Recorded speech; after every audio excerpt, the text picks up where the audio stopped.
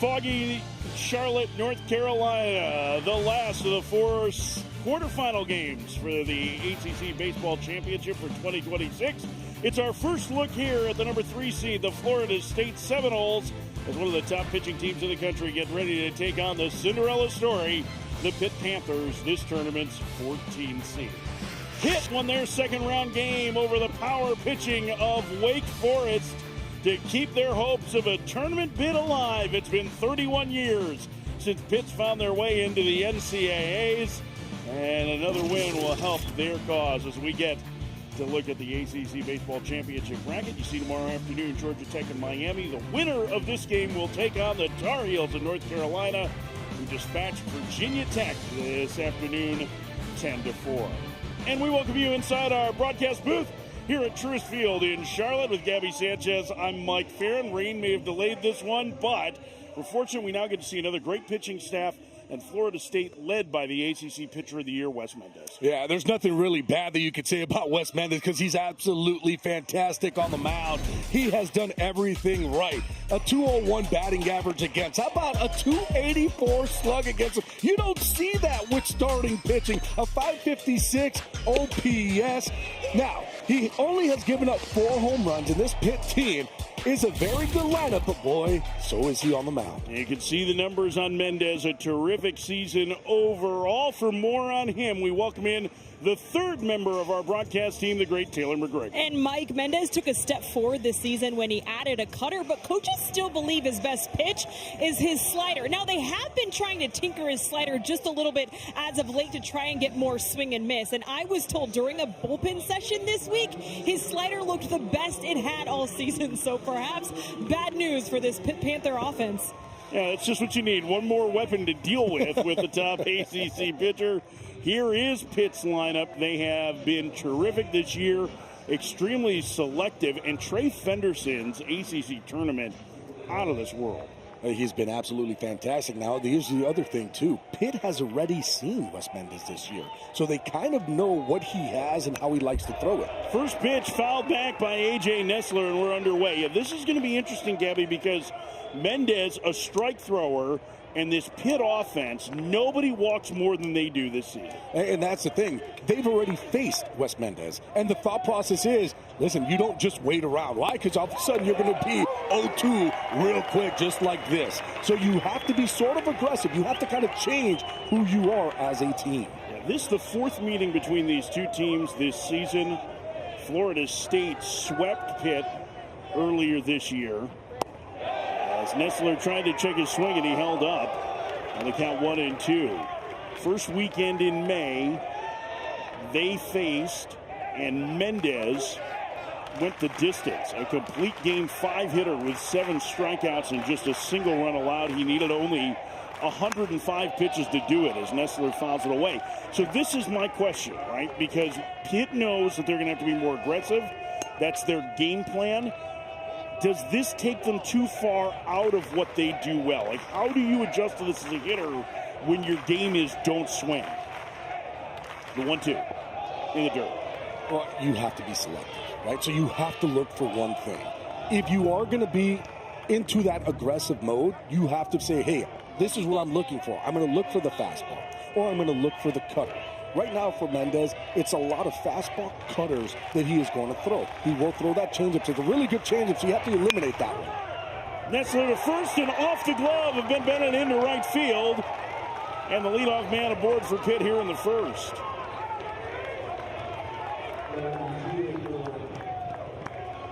the Panthers have the leadoff man aboard. We'll wait to see how that's scored.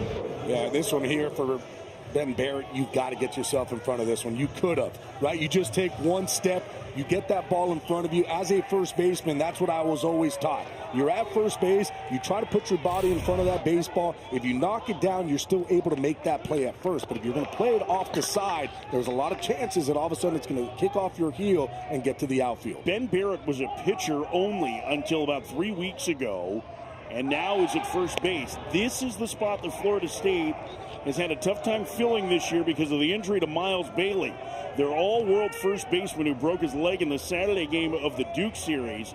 But Barrett has swung the bat well. It's just a little different spot for him playing defensively, and I'm sure, even though he was a first baseman in high school, that there's some work that has to be done there. As the ball gets away from Carnes, the catcher, and Pitt has a man in scoring position with nobody out in the first. Yeah, Wes Mendez, I mean, look, the ball's going to move a lot, and that one there, Carnes just, he missed. That's all you could say about it. He went, all of a sudden the glove didn't turn the right way, ball gets behind him. That should be a pass ball. And now Pitt has a guy in scoring position. It is a pass ball. Caden Doolin takes a strike in the count 1-1. Doolin had a terrific season this year, an all-ACC performer.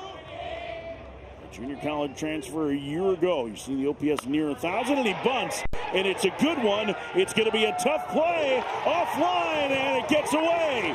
Hustling home is Nessler, and Pitt has a 1-0 lead.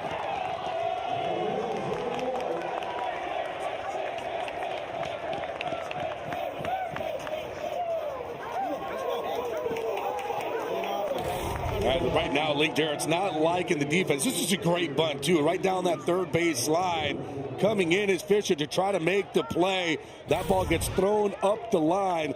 They're going to give it a hit and then an error on the throw, which is why Nessler was able to score.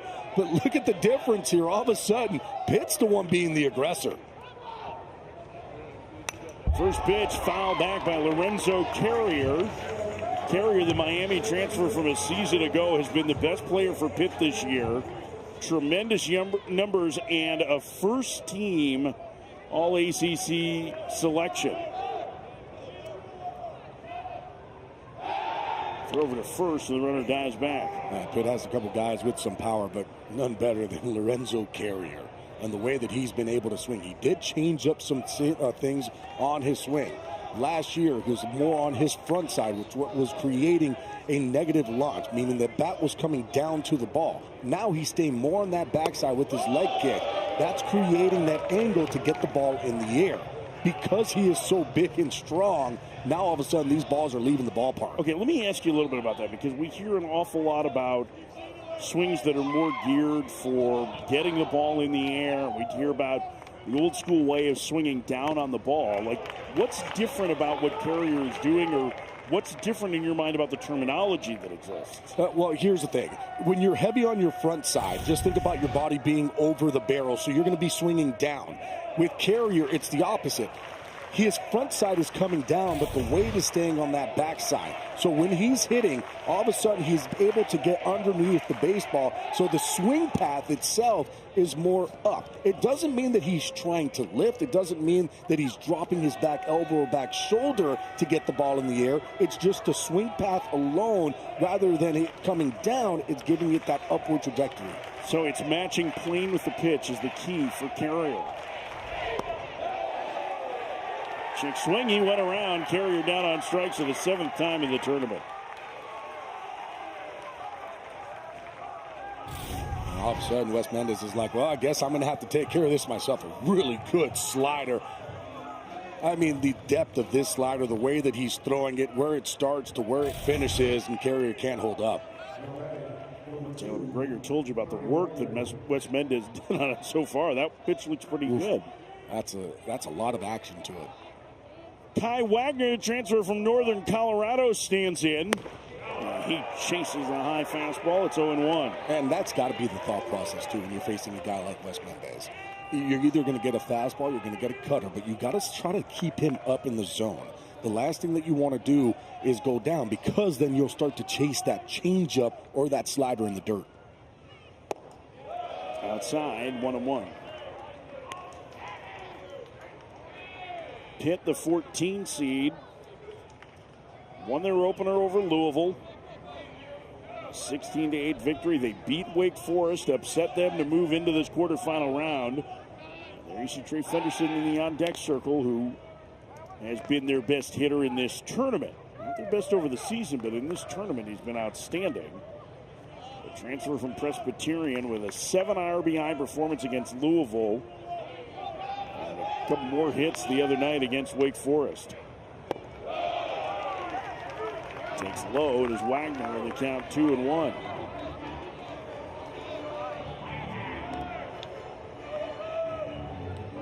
Pitt with the early lead on Florida State.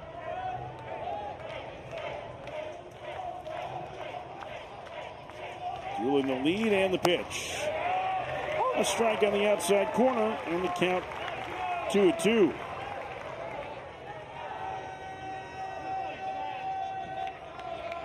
Dueling 3 of 5 in stolen base attempts.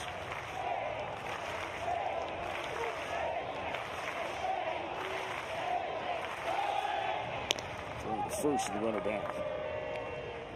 We had both fan bases clapping in unison there.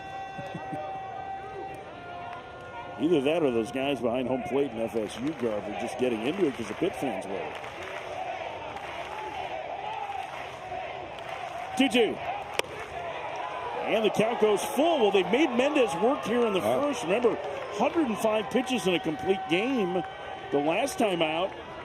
It'll be a 20-pitch inning. And here's the thing. They haven't changed really anything, right? The only thing is that Wes Mendez is just having trouble throwing the ball over the plate. Toss to first and runner back. There was a delay of a little bit more than 2 hours between the games. This game was originally scheduled to start at 3 o'clock Eastern. The teams had about an hour to get ready.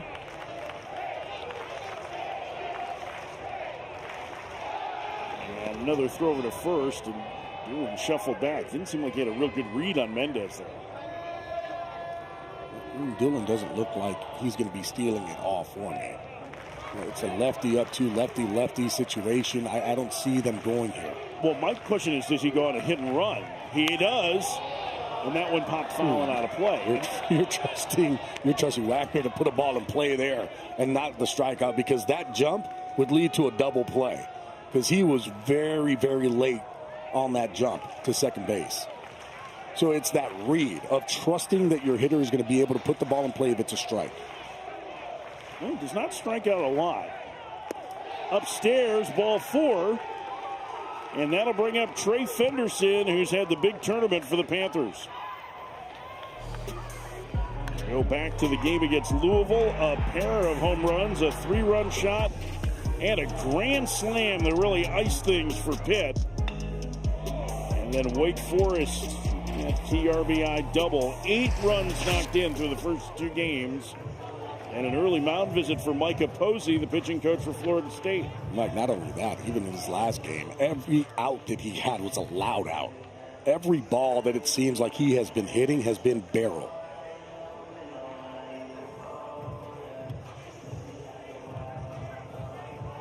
Fenderson transferred in from Presbyterian. We were talking to Mike Bell about him as Micah Posey gives some instructions to try and give Mendez a breather, but Bell is so impressed with the tools that Fenderson has.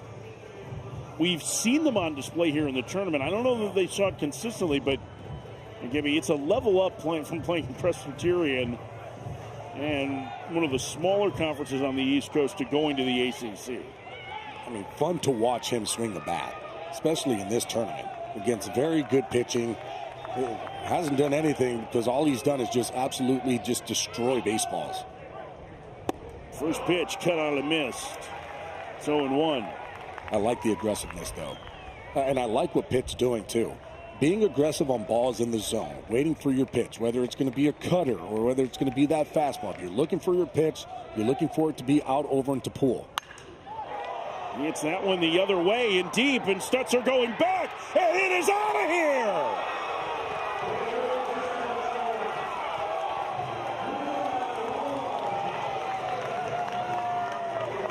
Trey Fenderson, his 3rd homer of the tournament. And Pitt is stunning the ACC Pitcher of the Year. It's 4-0 Panthers in the first.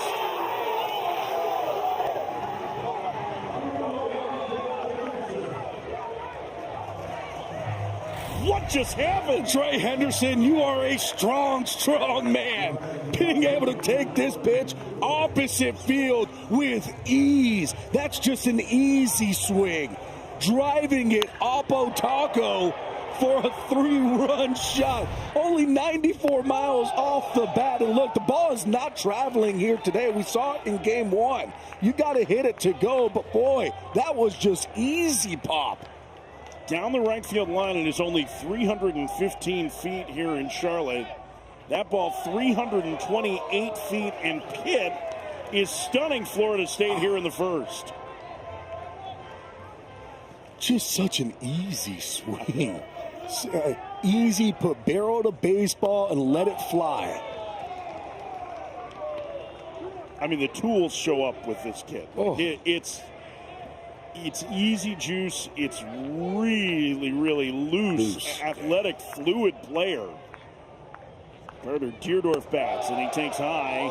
Oh, no, a strike. Excuse me, it's 2-2. Travis Godek is our home plate umpire today. 2-2. Deerdorf pops it up into the fog. Coming in and making the running catch is Stutzer. 2 outs. It seems like a very unsettled first inning here for Florida State. Yeah, if you're Wes Mendez, too. I mean, it didn't start off the way that you wanted to either. Nestler ends up getting on an E3. Doolin ends up getting a bunt. Looks like a play that could be made. Throw up the line. That's going to be an error. Run ends up scoring. Then all of a sudden you give up a 3-run homer. Mendez only allowed more than 4 runs once in an outing this season. You have to go back to March 20th in a loss against NC State. But he has been largely dominant this year. Transferred in from Ole Miss a season ago. He is energetic. He is confident on the mound. He is the kind of guy that I would guess, Gabby, you love to have as a teammate, but you hate to compete against. I mean, he's a bulldog on the mound, too, and it almost seems like it was unfazed by that home run. Pitch number 30 of the inning in the dirt, and the count 2-1. You know, with Mendez, it looked like he just stayed in attack mode. Gave up a home run. He was like, all right, whatever, give me the ball back and let's go. I mean, you're going to give up some home runs in this ballpark. Oh, yeah. Especially as a fly ball pitcher. 2-2. Sebastian Pisacreta at the plate. He is the guy that hits the ball the hardest on the Pitt roster.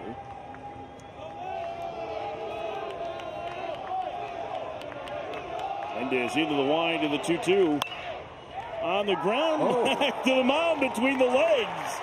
Mendez with a nice play to end the first. That went right for Mendez, but not much else did. Some leaky defense. And this opposite field 3-run blast from Trey Fenderson. Pitt with a 4 spot in the first. It's 4-0 Panthers as we head to the bottom 1.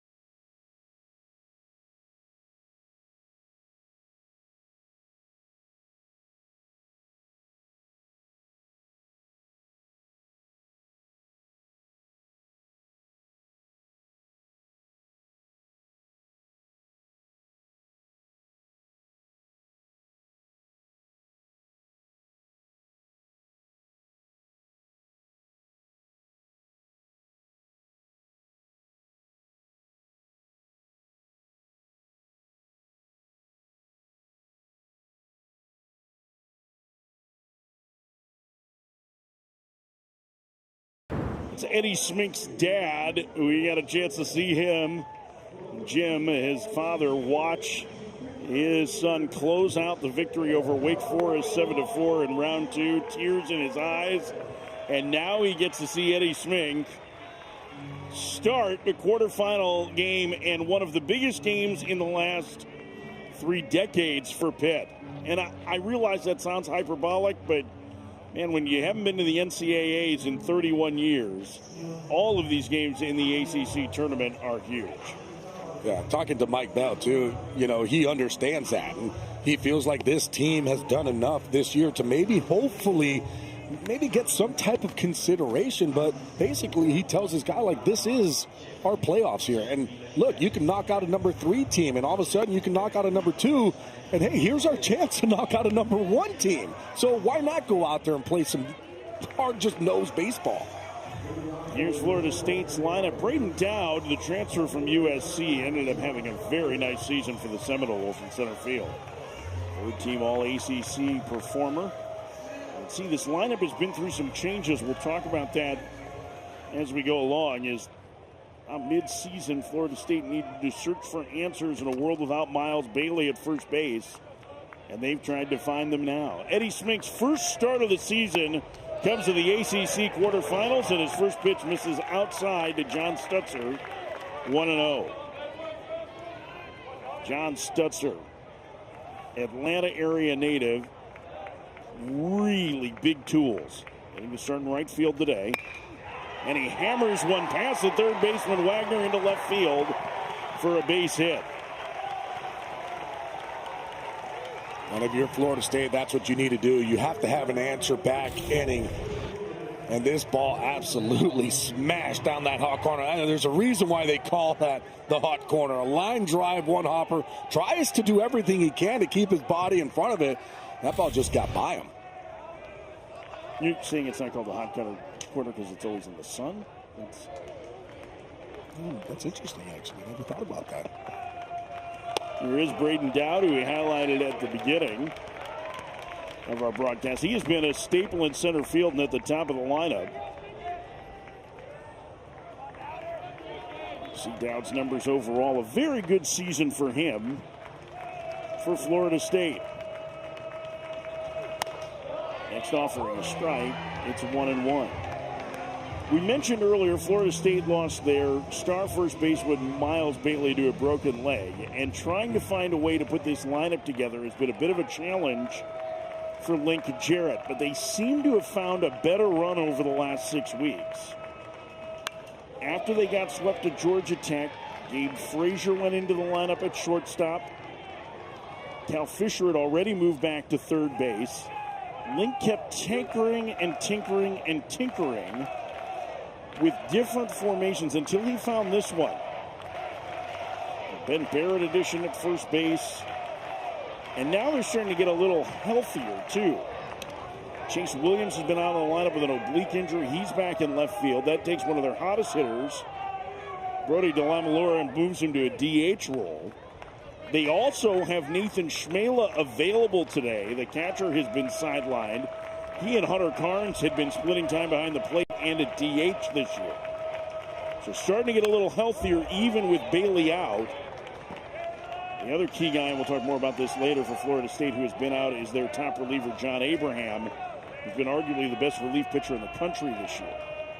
There is no replacing Bailey. There is not really anybody that you can get to replace Miles Bailey with the power that he has and how he plays first base. One of the better defensive first basemen in the league. That one to the screen, and Florida State has a man in scoring position with nobody out in the first.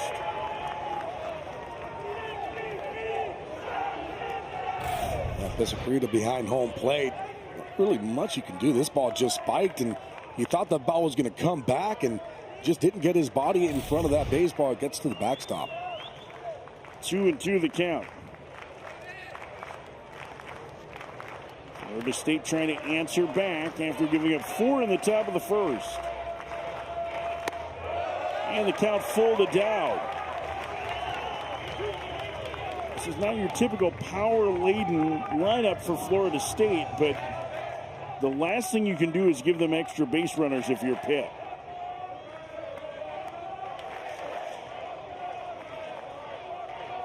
Three-two. Dowd fouls it down the left field line and out of play.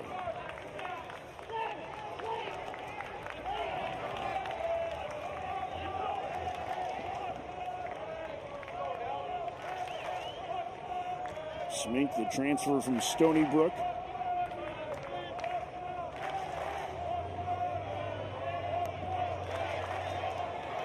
comes set, and the pitch.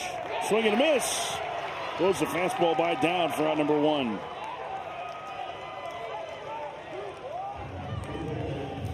Well, part of what's helped Link Jarrett establish his lineup is the fact that his 3-hole hitter, Brady DeLamielleure, has been red hot since mid-April. Brody told me this is thanks to a stance change that happened right before the Notre Dame series. He said, I used to stand pretty together, but look at how wide he is. He said it's uncomfortably wide. Now, coaches brought photos of Albert Pujols when he was with the St. Louis Cardinals and said, look at the way Albert does it.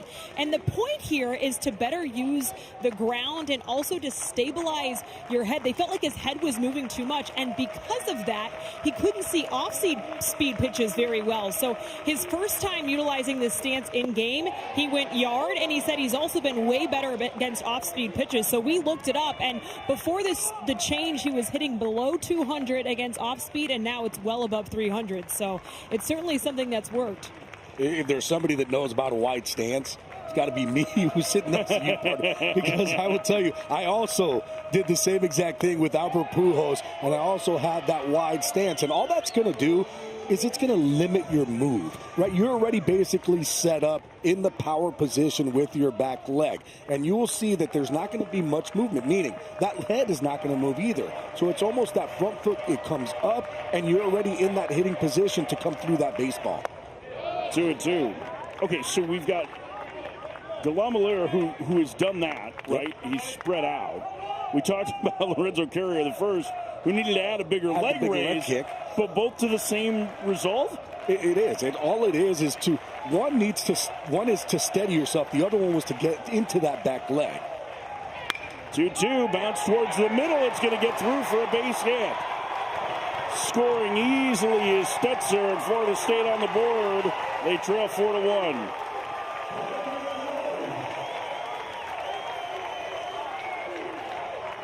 See, no head movement. You're able to stay on the pitch, and Brody DeLamielleure delivers.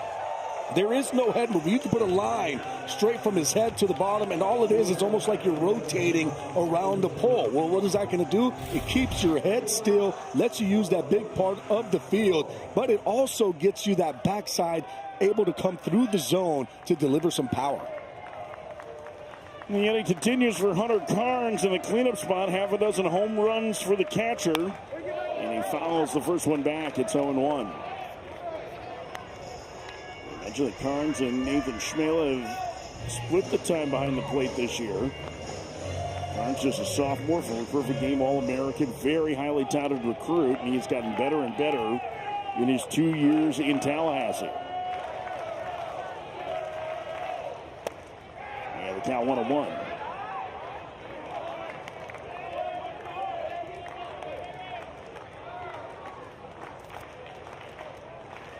It stunned Florida State with 4 in the first inning. The Seminoles trying to mount a rally here. They already have 1 home. Runner Bluffs going from first. A swing and a miss and a changeup. Count 1-2.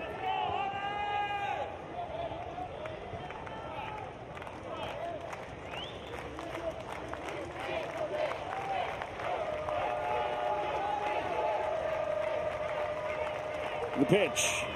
Swing and a miss. Back-to-back right-on-right changeup for out number 2. Well, I love a right-on-right changeup, and I feel like it's not utilized as much as it should be. Smig, well, he's got a good one. It's a sinker, a changeup, and they're going to tunnel off each other. And, boy, it just drops off the table at about 82 miles an hour. And, hey, Pops loves it. A little sigh of relief at the end there for his dad. 2 outs for Ben Barrett. Barrett has been a pitcher and now moved into the role as a first baseman, the senior. Taking batting practice a couple of weeks ago. Link Jarrett liked what he saw and felt like they didn't really have much to lose.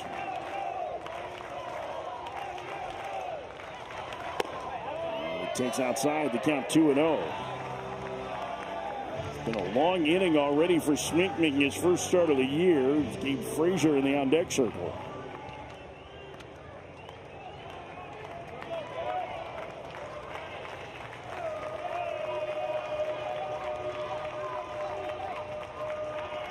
Instead of the 2-0, a toss to first.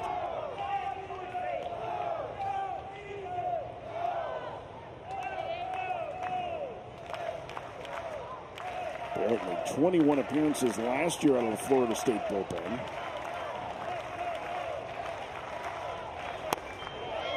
He takes a strike and the count 2-1. He was recruited as a two-way player.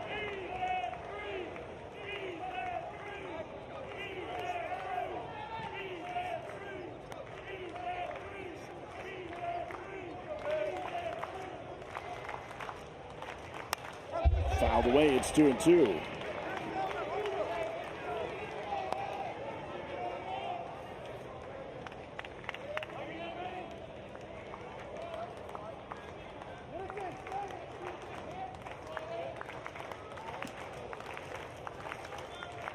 Well, he gets the lead from first. 2-2. Check swing roller foul. Just did get a piece to stay alive, did Barrett.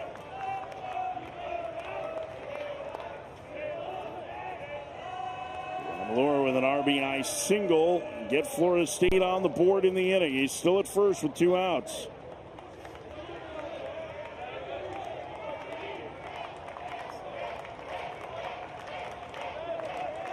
Pitch number 25 of the first for Smink. Swing and a miss. Hits him on a slider, and he does strike out the side in the first, but Florida State gets on the board.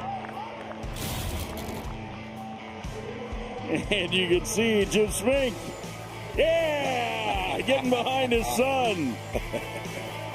4-1 Pitt to the second.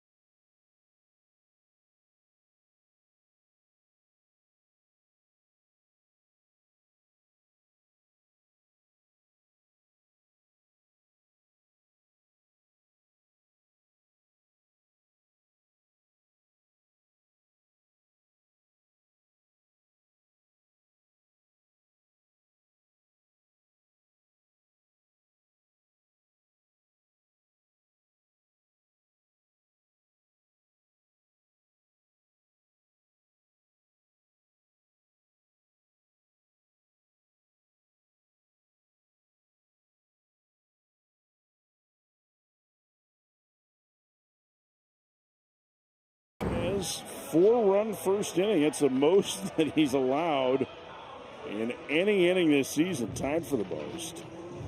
Now the question is, how does the ACC Pitcher of the Year respond? Especially with the threat of more rain in the area. Pitch misses outside to Joey Barron. It's 1-0. 8-9-1 due for Pitt. They've already had way more success against Mendez than they did the last time you saw him. Barron to first. Ben Barrett has it and takes it to the bag himself. 1 out. Well, after the home run to Fenderson, fly out, ground out. Mendez seems to be settling in a little bit there. Yeah, look, there's only so much that Wes Mendez can do. So he's getting out there. He's throwing some good pitches.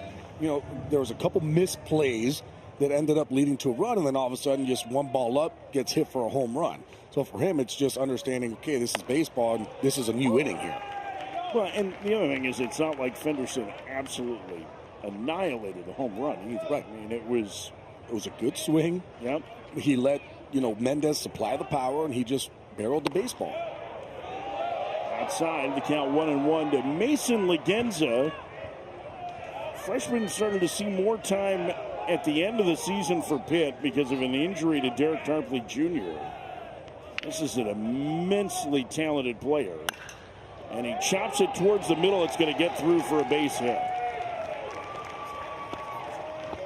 Legenza kind of filling the role that Ryan Zuckerman did a couple of years ago for Pitt, the now Georgia Tech third baseman. It's interesting, Gabby, I always thought because he had so much power, Pitt spent a lot of that season hitting him at the bottom of their lineup, and they're certainly doing that too. Feels like a little bit to take the pressure off of the young hitter. Look, when you all of a sudden, it's a mindset, and certain players feel certain pressures if they're hitting either up in the lineup or middle part of the lineup. To take a lot of pressure off of it, it's just like, look, we want you to just go out there and use your ability. We're going to put you in that 9-hole, and now all of a sudden you do have a very good hitter in that 9-hole that can all of a sudden start a little bit of a rally when you're in the bottom of the lineup. Second to Russ Kanzler the other day, former big leaguer who is a coach at Hazleton Area High School and also a travel ball coach, and he had Legenza, and he said even as a preteen, when Legenza showed up on the field, everybody was like, who is this guy? Bobbled by Frazier, and everybody's safe. Florida State's defense already with 3 errors in this game. Oh, here's the thing, too. This is playing on a new field, and this ball not hit softly either. It's 97 miles an hour off the bat, but this field is going to play a little bit harder. And the ball is going to bounce, and it's going to shoot, and that's kind of what's happening right now to this defense. They haven't seen these type of balls off the ground. And really, too, when you kind of look at the grass is not a thick grass. It's a lot almost like a, golf grass where that ball is just going to slide on it. So you have to be ready for a ball that's going to be hit on you, that's going to be kind of slicing off that grass and coming at you hard. It's a great look at the fairways here next to the trap. This would be a nice fairway. Truist Field National. On the ground is short, a second chance for Frazier, and they'll turn the 6-4-3 double play, and the inning is over. Just cost Mendez a couple more pitches, but a routine 6-4-3 double play. Well, second chances here for Frazier. Ends up making this play. The ball even came up on him a little bit, but calling back to Barrett for the double play.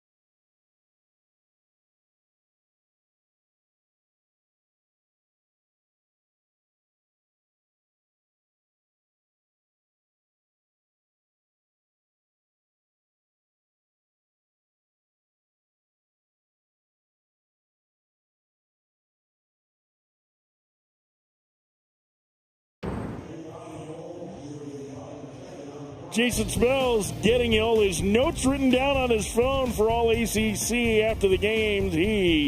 Danny Graves, Tyler Wilson here for all of the breakdown before and after. You can watch it on the ACC network as soon as we're done and on the ESPN app. Eddie Smink back to work for his second inning facing Gabe Frazier. Count 1-0. Frazier had an injury early in the season and then was trying to fight for playing time. Desperately was trying to get into the lineup, but Florida State really didn't turn to him until after they were swept at Georgia Tech. He has provided a little bit of offense and some defensive consistency. I think one of the things the most surprising to me for Florida State, the guy that's due fourth in this inning, Cal Fisher, has not had a very good year offensively. I think Jared at one point thought it might be because they had asked him to play shortstop, and sometimes the defensive responsibility, it sounds like, can make an impact on the bat. Yeah, because all of a sudden now you're so worried about the defense part that you forget about your offense. And that happens a lot, too, to a lot of players that are making moves to different positions. Frazier draws a leadoff walk here in the second. Carter McCulley will bat. McCulley had been playing shortstop before Frazier entered the lineup. I see his playing time cut has been Noah Sheffield, the son of former big league all-star Gary Sheffield. As McCulley's moved to second, it has theoretically given Florida State, and I know that hasn't been the case so far today, a pretty good defensive infield. McCulley's sure-handed. Frazier, despite the error, has played fairly well. Fisher's a very good third baseman. And they've kind of leaned into defense over offense in a couple of these spots with Miles Bailey out. I mean, I guess you got to do that, right? You're not going to replace Miles Bailey. And not only that, when you have the pitching that they have, it's almost like we just finished seeing the UNC team, right? They have great pitching, but they also have great defense, which that's what you're going to need to do, because these pitchers are going to make guys put ball in play, and you have to be able to secure the baseball. So you have to kind of say, okay, we have to either put a defense out there that may not be as good, but maybe a better offense, or let's put a better defense out there with the pitching, because we know that that's our strength, especially with the starting rotation. Andy Smink has missed on the first two here, and he has only thrown a first pitch strike to one of the first 7 hitters he's faced. And Mike Bell, the head coach for Pitt, the former pitching coach at Florida State, is going to pay a visit to Smink. Yeah, right now it's just a settle Smink now, making him understand, hey, let them put the ball in play, let their defense go out there and make some plays. The last thing that we want anybody to do is just go ahead and walk guys, because all of a sudden that can lead into big innings. Bell very calm during the visit as he gets back to the dugout, as he generally is. Mike's one of the really great guys and great coaches. There are a lot of people around college baseball that are pulling for Mike Bell to get Pitt to the postseason for the first time since '95. He is so well regarded, so well liked, and really a terrific coach. And he's done a great job at Pitt. This is not an easy place to win. They had a 30-win season this year. There's a strike as he gets back in the count. It's 2-1.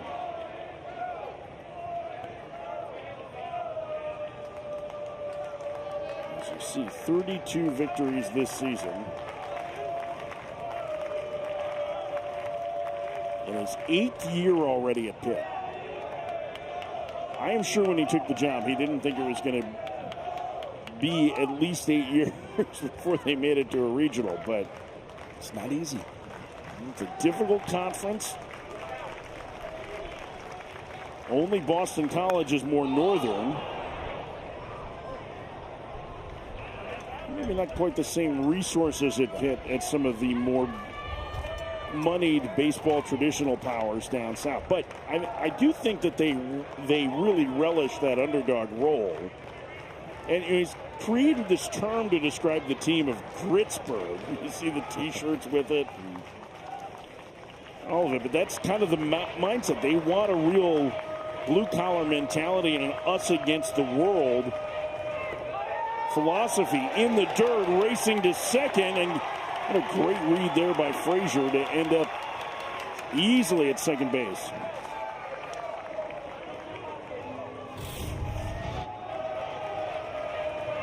You gotta love the anticipation. Realizing, okay, what pitch could be thrown. And if all of a sudden from that side view, you see that trajectory working its way down and you know it's gonna hit dirt, you go ahead and take off. That was a beautiful read. Swing and a miss. McCulley down on strikes for the first out. 4 strikeouts for Smink. Yeah, just good old number one going right after him, top of the zone. We've seen a couple of those already for Smink. Just utilizing that fastball, top of the zone, let it rip. Chase Williams has been dealing with an oblique injury. He is back in the lineup today. A speedy switch hitting outfielder. His numbers have started to tick up in the second half of the season. First pitch, he squares the bunt. A ball to throw down to second. Secreto trying to keep Frazier close there at the very least. Williams, a fascinating player. He plays the game like he's playing football. It is reckless abandon. He has incredible speed. He also is coming off major shoulder surgery that impacted his ability to work out in the fall, and so he's just now getting strength back. I kind of liken it to what happened with Cam Canarella at Clemson. Their star, remember, he didn't have a great year last year, but second half of the season started making more consistent hard contact. That's kind of what it feels like with Williams, getting away from the surgery. Yeah, same type of situation where all of a sudden the exit velo wasn't really there, and it took a while to get the strength back to all of a sudden start powering these balls into the gap and over the fence. And Chase Williams is him. I mean, we saw him playing last year with a whole entire brace around that shoulder that wrapped around that he had to use to be able to just play the game. So it showed us, too, that he was a tough kid. Swing and a miss at the high heater, and the count 2-2. Well, at least he didn't react negatively to that big swing. You wondered about what it was going to be like in that first one back from the oblique issue. Back to the pitcher until there's just before he has to face him. The 2-2, foul back. I love what Smink's doing too, right? Throwing that elevated fastball. Right now, Florida State being aggressive on that elevated fastball. And what does he keep doing? Just climbing the ladder, just throwing a little bit higher and higher and higher until all of a sudden FSU is going to take. And then we'll break down the breaking ball, and he'll throw that curveball down into the ground. Basically just tunneling those two pitches. Way outside. And the count 3-2.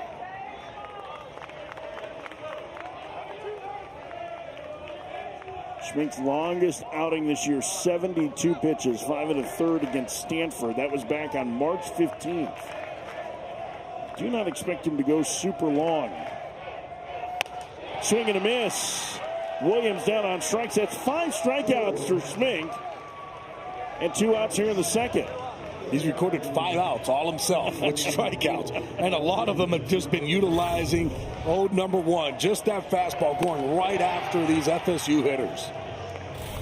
7 swings and misses through the first 42 pitches for Schmink. 2 outs to the number 9 hitter, Cal Fisher, the Wisconsin native. First pitch, and he swings and lines it to third, and the inning is over. Leadoff walk, man left to the third, 4-1 pitch.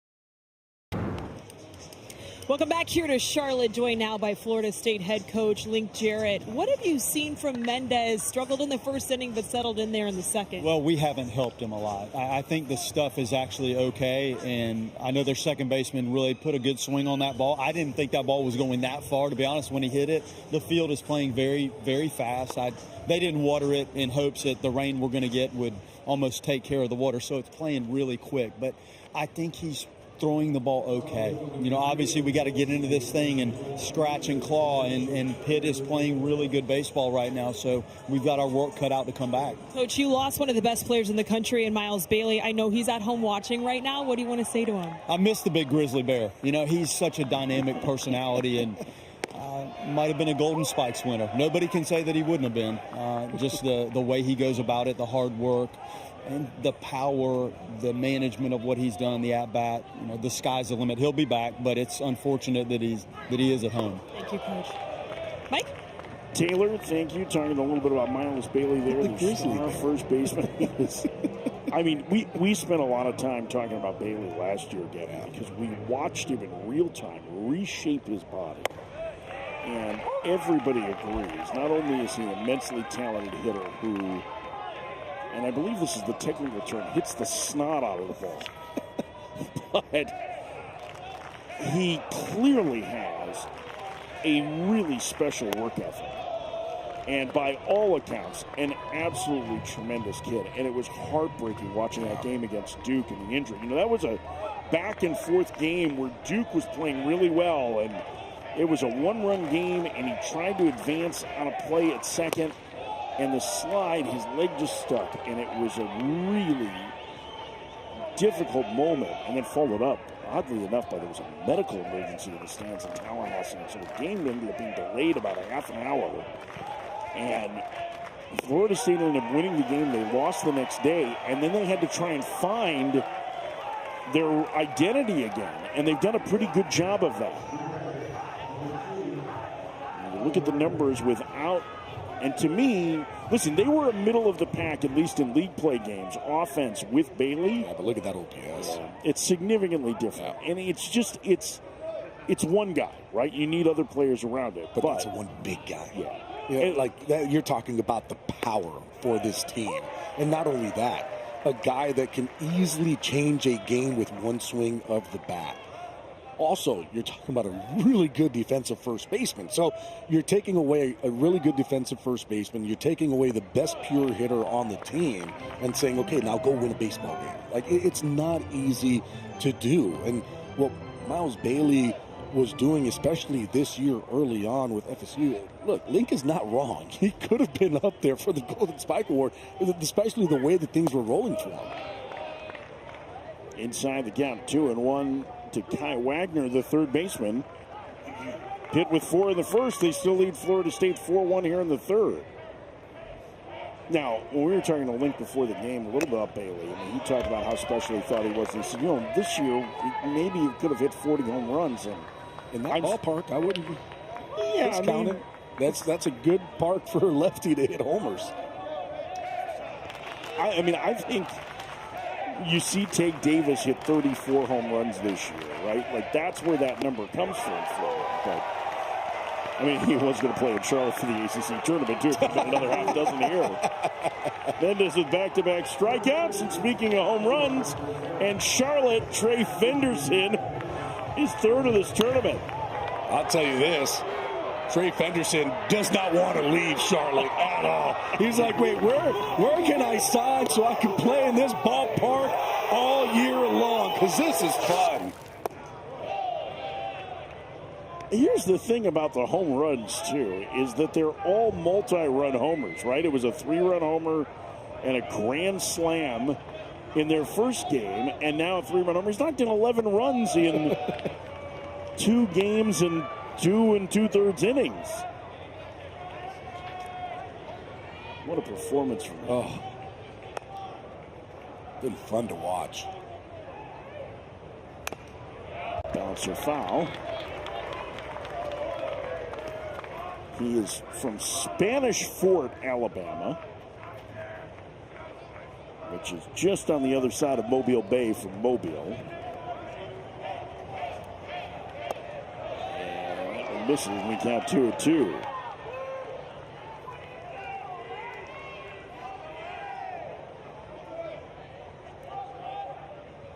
Mendez, who since the home run settled in, fires it a strike, and the count now 3-2.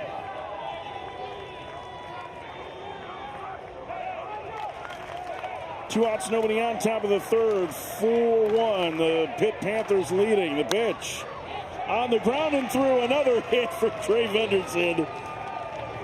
7 for 12 in the tournament. Even the outs that he has are loud outs. This one 100 miles an hour off. This was a harder hit ball than the home run that he hit. He has just been absolutely smashing baseballs all week long. It's been really fun to watch. 7 for 12 with 3 homers, 11 RBIs. Have yourself a tourney. Now strike, and the count 0-1 to Carter Deerdorf. It's going to start getting to the point here where all of a sudden Trey Fenderson might be getting the old Barry Bonds goal. Just go to first base. No more swinging for you. Jeez.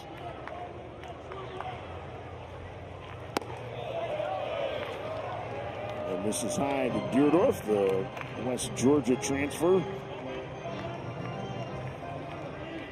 Outstanding performer. And we've just been notified that the record for RBIs in this tournament is 13. Mike Murphy in 1985 for Maryland. Nice play by McCulley, and he throws it away. Racing to third, Fenderson, no throw. It'll be a hit and a throwing error. That's the 4th error already on Florida State. And all of them on their infielders. Yeah, I mean, McCulley tries to make a play here. And you heard Link Jarrett, too. They didn't have to water the field. So it's going to play very, very fast. Tries to make an exceptional play. Can't come up with it. Ends up throwing it over. And Fenderson's able to go from second to third. That's a tough one because you're trying to make this play happen. Sometimes, though, as an infielder, it's better to just get that ball and put it in your back pocket. Nobody in the conference hits the ball harder than Pisacreta. Of course, he taps one foul very lightly after that. 54 miles an hour. You're very good at that today. Thank you. Yeah, I am the jinx. See the 4 errors. Every single infielder with 1. They're playing as a team. Here's the 0-1. Upstairs, the runner goes. Deerdorf a late run and an awkward throw to second at the last minute by Carnes. Maybe you just start to eat that there. There's got to be a situation there that I think somebody got something wrong, and it looks to me like it might have been Carnes because Carnes just get it. And I don't know if maybe he was trying to hold up as he was making that throw and just couldn't, and it released. But, boy, that could have been very dangerous. 1-2 the count to Pisacreta, and now a big pitch with 2 in scoring position.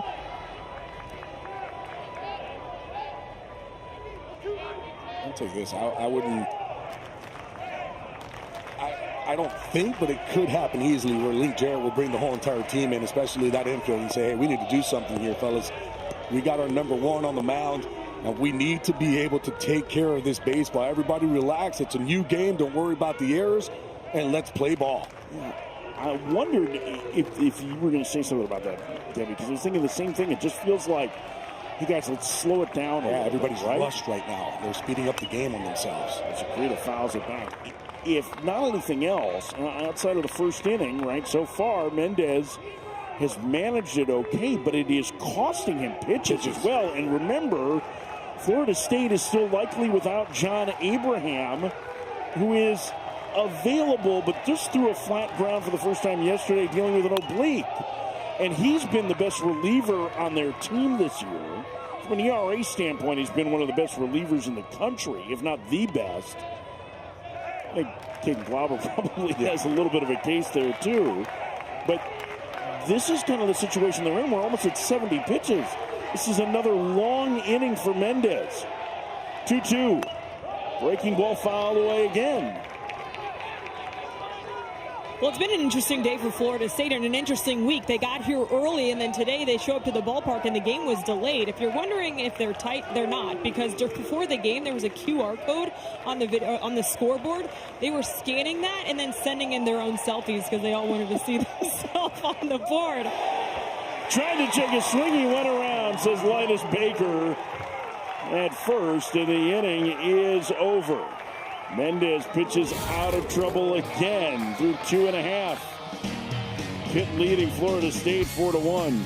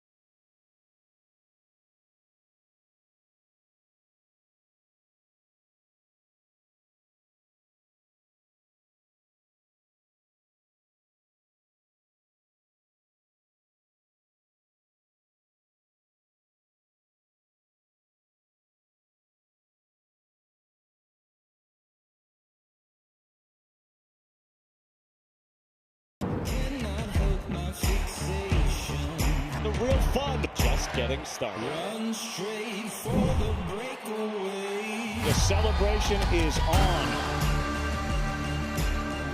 From today, Mike Monaco will welcome you to Omaha in the Men's College World Series. We'll welcome Mike Monaco here tomorrow to the semis and finals of the ACC tournament. You see which ACC teams projected by D1Baseball.com to be in the field of 64.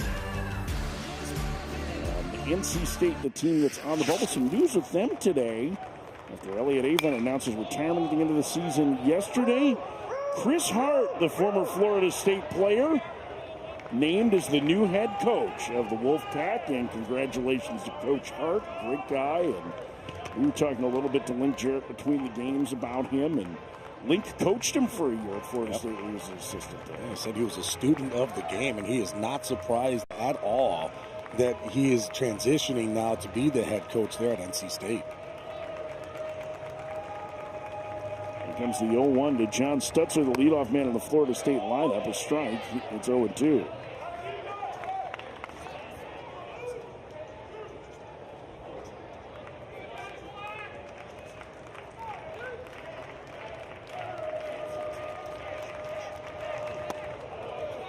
That one misses high in the count 1-2.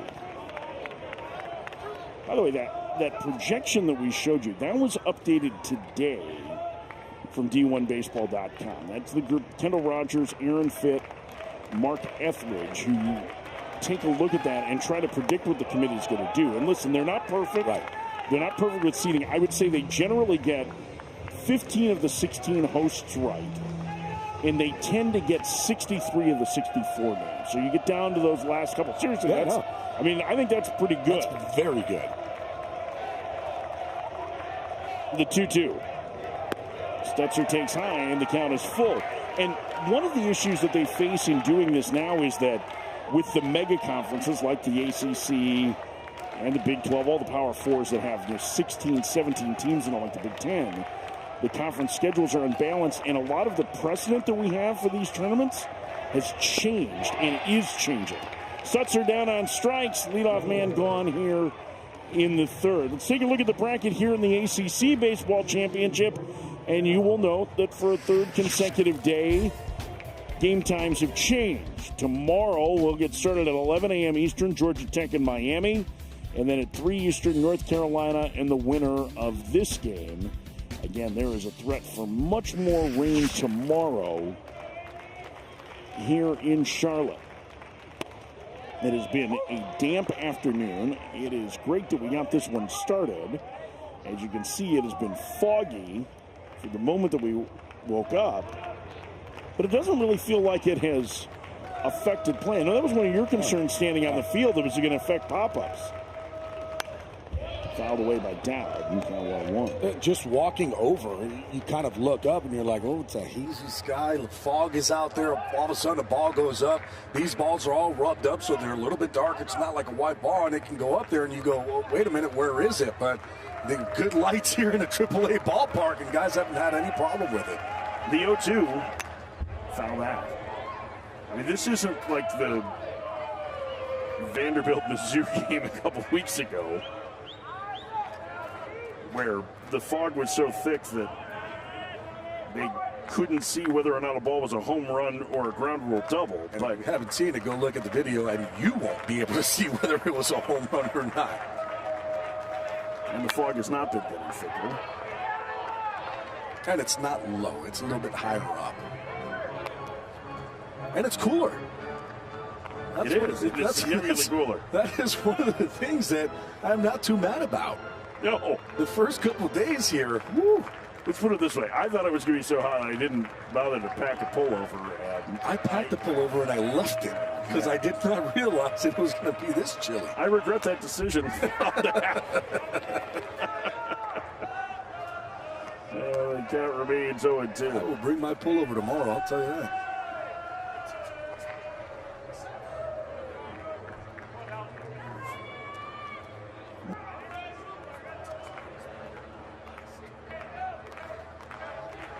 No balls and 2 strikes to Braden Dowd. Center fielder waiting for the pitch from Smink, and he misses high. 1-2. And I love Smink too because he just continues throwing that fastball. Here it is, go ahead and hit it. I'm going to be at the top of the zone. See if you can get on top of it. Pops is looking on, seeing if all of a sudden Smink can get strikeout number 7. He gets down to pop it up, instead into the fog. Kai Wagner makes the catch, no problem. 2 up, 2 down.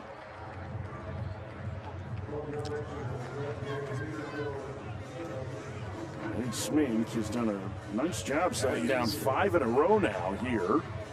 His pitch count getting high enough that you wonder how much longer he'll be able to go. And will the tension be better or worse for his dad, Jim? Well, I don't know if Mike Bell's going to want to take him out at any point.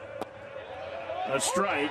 I mean, look, if you have a pitcher who's rolling and cruising, I feel like, yeah, you might want to have somebody ready just in case.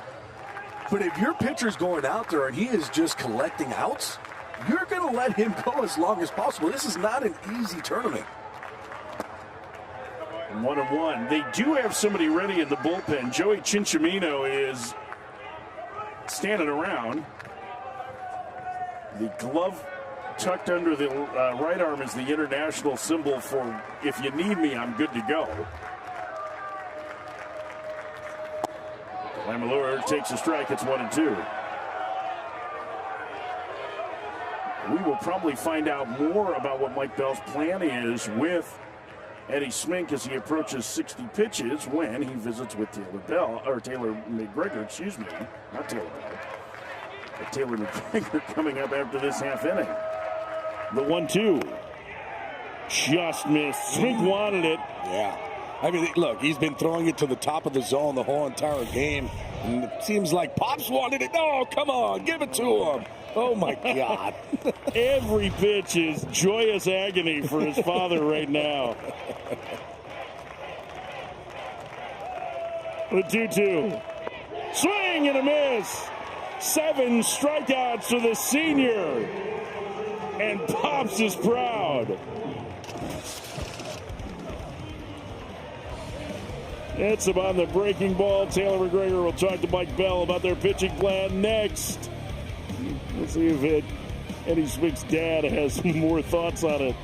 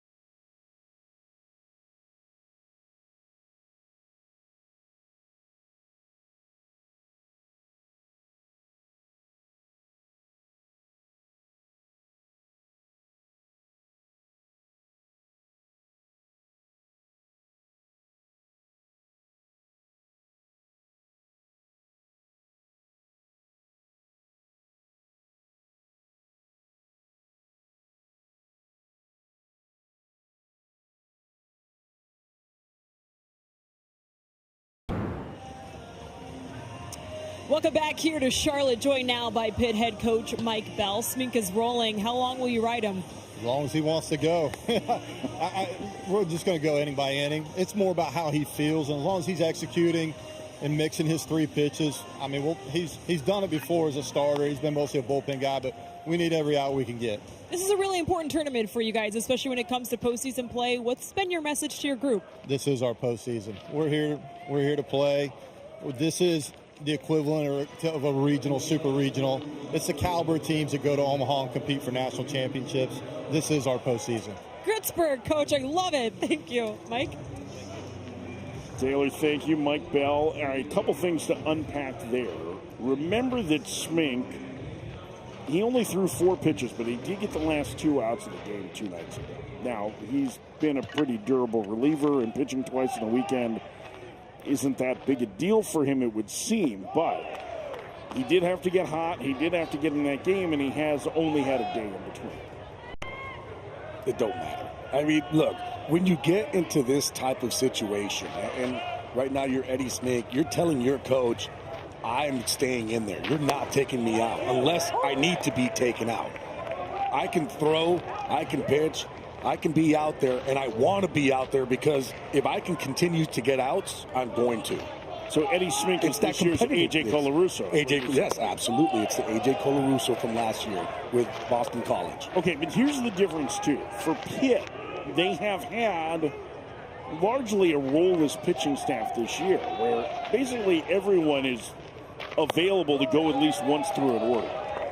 And I wonder, does that make the decision easier or harder? Like, Smink has been the guy kind of at the end of games. I wonder how available Daniel McAuliffe is because he threw 54 pitches against Wake. He's kind of their best strikeout guy. As Barron pops it up, and that's hung up there forever. I'm surprised it didn't bring more rain. Maybe I shouldn't have said that out loud. Tal Fisher retires. The leadoff man here in the 4th. But I wonder, too, because Pitt has played this game, right? So go as long as you can, and we're on to the next guy.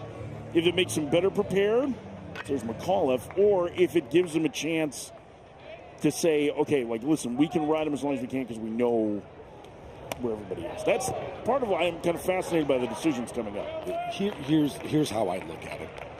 I feel like Pitt themselves believe that kind of this is their postseason. And Mike Bell even said it. This is our postseason. These are teams that can make it to Omaha, and we know that. With having 19 losses in the ACC, they're looking at it going, we're probably not going to get into the tournament unless we win this whole thing. And that is a thought process, and that is the knowledge that every single one of those players have. Mason Legenza sends it to left. Chase Williams can't find it. Still can't find it. Sliding over, can't get there. It bounces away from him, and Legenza's going to be at second with a double. And Williams, furious with himself, punching the sidewall. That may have been the first time we saw the fog impact a ball today. Right away, as soon as that ball went up, Williams was looking like, I don't see it. That ball's in the air. It got over the lights. Can't find it. And then all of a sudden does find it. Can't get there. Had a long way to run. Can't make the play. Getting that ball in. And Legenza ends up getting himself into scoring position with a double. And Legenza with good speed. And limited duty, so the totals aren't going to be very impressive. He has not attempted a stolen base this season. As A.J. Nessler bounces it foul, it's 0-1. Okay, to your point on Pitt's resume, right? The RPI is pretty good. It's 42. Generally, that would be more than enough for a Northern team to get in. The problem is, as you mentioned, the 19 conference losses. And I'll go back to something we talked about just a little bit ago, which is the unbalanced schedules. As that one fouled away. Pitt did play the top 3 teams in the league. They also missed the bottom 2 in Clemson and in Duke. And so, of the 10 series, that they played most of them against good competition. It's just that 19 league losses is an awful lot. And if you don't make it to the finals or through the finals and win it, you're going to pick up a 20th, because the way the committee considers this is, what does it look like in the aggregate against all of your ACC competition? which means in the mind of the committee, they're not 11-19, they're 13-19 right now. And I feel like this team knows that. And they understand that. And every single one of those guys in that dugout, they want to keep playing. Nestler checks his swing, 2-2. They want to keep playing, and they know that the only way that they can keep playing is to win. So everybody is going to do something different. So that's why when you look at what Eddie Smink is doing right now, they're going to ride him, and not ride him, really. Smink is going to be the one to say, I am taking over, and I'm going to be on that mound. And then there's going to be a point where I might not be able to, and then it's the next man up. Called strike 3. Breaking ball in through the front door for out number 2. Well, after the 4-run first, Mendez has settled in a bit. How about that curveball, where it starts to where it finishes? A little Barry Zito-esque type curveball on that one. Mendez is trying to put Florida State on his back. The error has helped to cost him in the first inning. They have forced him to throw a ton of pitches. And now this is a really important at bat, Gabby, because at some point, Pitt's going to have to score another run. Oh, yeah. A couple more runs. Really, to be honest with you, look, this is even though Miles Bailey is not here, it's still a very good FSU ball club. Doolin lines it to third, gloved by Fisher, and Legenza left at second. Nice play by the third baseman, Fisher. Sliding to his left, Pitt can't cash in, but they lead 4-1 through 3.5.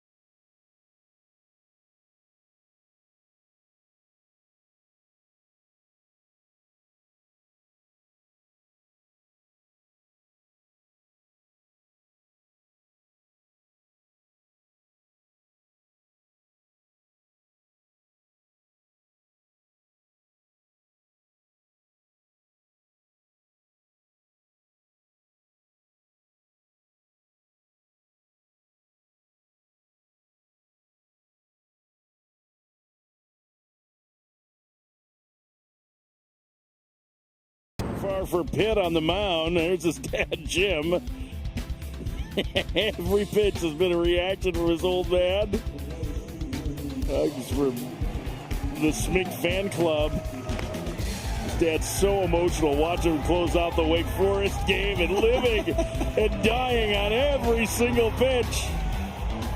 How about the Florida State fans sitting right in front of him? Is he recording the whole game? It's up there. Man, that is so sweet. Eddie Smink back to work. 7 strikeouts for him. Look at that. 7 punch-outs at 12 batters faced. Only 5 in the last 41 he faced. That's incredible. Sometimes you just kind of get something that you never thought that you had, right? That you're going to just reach in and go, hey, I know what this team needs. We've been battling all year long, and I'm going to give everything I have. And you have performances like this. Now, okay, so I realize that this is challenging to ask a former professional athlete, but you have kids. Yes. Right? And your kids are athletes. Yes. On the ground is short, backhanded by Doolin, the leadoff man gone here in the Florida State. 4th. Is there an anxiety level for you when they're competing? And if so, when does it happen? Like, you got a basketball player in your family, right? So when she's competing, what are the moments that give you anxiety? every moment that they're out there playing because you want to help, right? You want to jump in there. You want to do stuff. You're yelling out, certain things. I have one that does gymnastics, and then you get it when they're on the bars and you have a little pit in your stomach because you're like, oh, please just don't get hurt, right? Just finish your routine. I don't care who you are as a parent. I'm more proud watching my kids perform than when I was performing. And I know that my parents are the same exact way when they saw me play. But I have to think that the anxiety level ratchets up with something like, he's doing okay right now, but if there's a base runner on, oh boy, you start to get on the edge of your seat. All of a sudden there's going to be a shift. You start to sit up a little bit more. It is fun to be able to watch the parents of these kids competing at high. Oh, my mom was a nervous wreck every single time that she was watching me play. In high school, in college, in the professionals, in the big leagues, it didn't matter. Nervous wreck. Fouled away, it's 2-2. You notice that he's hugging people between innings, but nobody's sitting with him right now. When Eddie Smink closed out the game the other night, Jim had to go stand on the railing behind everybody else to watch. Tears in his eyes, watching his son close out. Everybody just get away from me. Let me spread out. The 2-2. Fouled back again by Ben Barrett. But you know what? Every parent that has, not only an athlete, you can have somebody that is on Broadway or whatever it is, they're always going to have that nervous pit for their child. Doesn't matter what it is that they do. Would you say that pit attacks you like a panther? 2-2, fouled away. Thank you. I would say I'll be here all week, but that's not the case. I have been here all week. You can tell. Much to chagrin. 2-2. Another bouncer foul, and Barrett putting together a very good at-bat. So Link Jarrett going back to Barrett's freshman year. He was recruited as a two-way player at Florida State, remembered some of those early swings. I got to get this guy in the cage. We're going to see what I have. And so after not being a position player for most of his career, he's been a pitcher only since 2024. Ben Barrett's now the first baseman and rocketing one down the left field line. It's an extra base hit. He's into second with a one-out double, and Florida State threatening here in the fourth. Snaps a string at 7 in a row set down by Schmidt. Well, that ball was hit extremely hard. 109 miles an hour off the bat. Got the changeup. It stayed up, and boy, that was rocketing down that left field line. We've seen a lot of swing and miss off that changeup. That one did stay up. That changeup has had a bunch of action. It's a Vulcan split changeup. It's in between the middle finger and the ring finger, and that's the way that he grips it. You're going to have a lot of action working its way downward. That one, though, got a side of it a little bit, so it's going to stay up. Ben Barrett got all over that one. First pitch misses up high to Frazier. It's 1-0. Chase Cribble has joined Joey Cincinnamino in the pit pen. This is now the longest outing pitch-wise for Smink this year. He went 5 1/3 against Stanford, but needed 72 pitches to do that.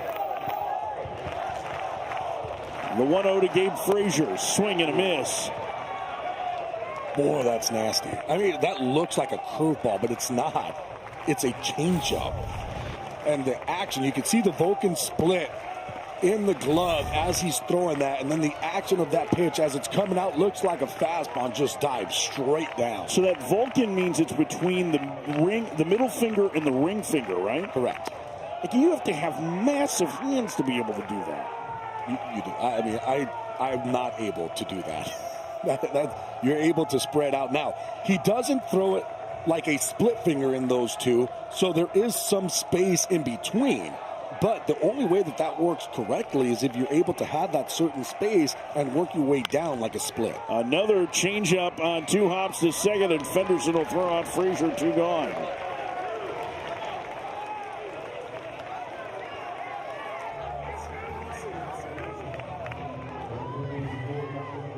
2 outs. Carter McCulley, the hitter.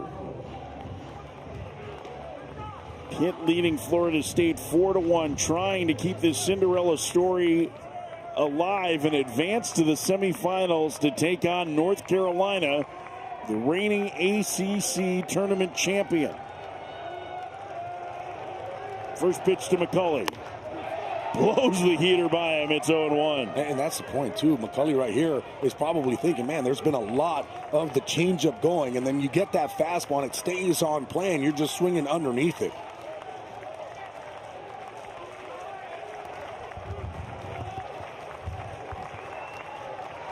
The 0-1.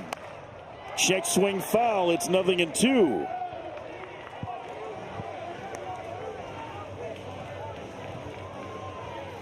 Smink, the Stony Brook transfer. And here's it is. You can see the space in between where he's gripping that baseball and the way that it's coming out.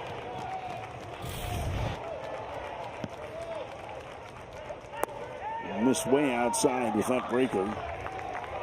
1 ball and 2 strikes.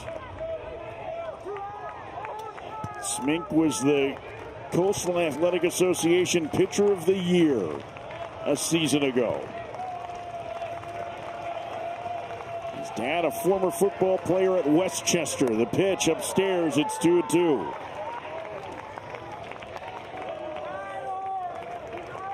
And the rain starting to come down here in Charlotte.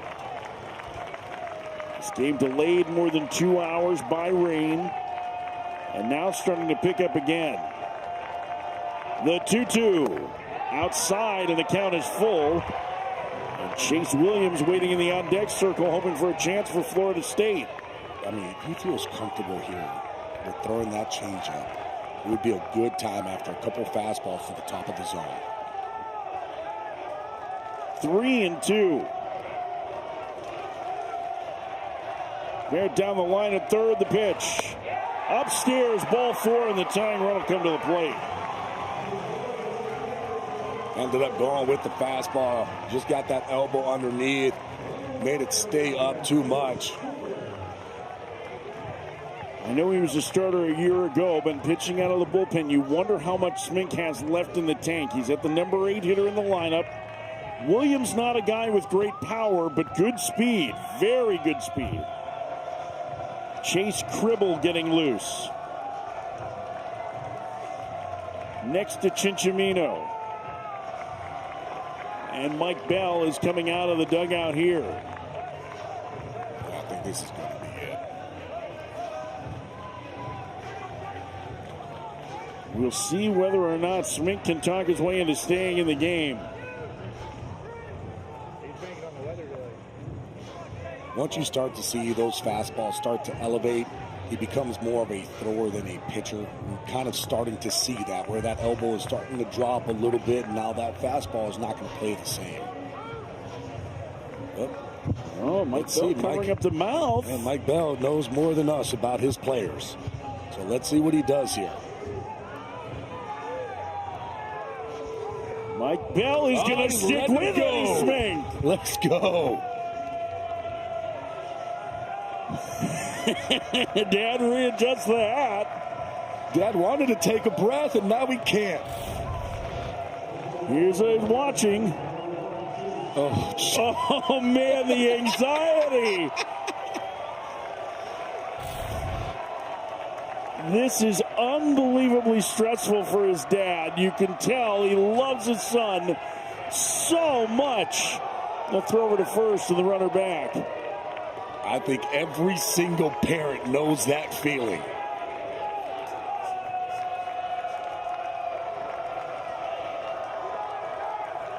(4-1) Pitt, tying run at the plate. Williams without a ton of power. No home runs this year. Switch hitter batting left-handed. First pitch in the dirt. Did not chase the changeup. It's 1-0. I wouldn't be surprised, too, if all of a sudden Florida State goes ahead and takes off with McCulley to second base. See if they can get 2 guys into scoring position. And Barrett, who doubled down the line at third. 1-0. Upstairs, 2-0, and starting to lose a little juice on the fastball as well.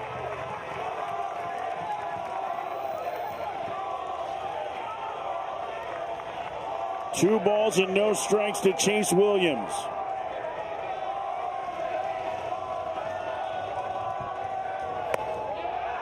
Called strike, top of the zone, outside corner. It's 2-1. Gets Smink back in the count. Florida State fans trying to get Williams to start this big rally. Jim Smink watching his son. The set, the pitch. Fouled back, it's 2-2.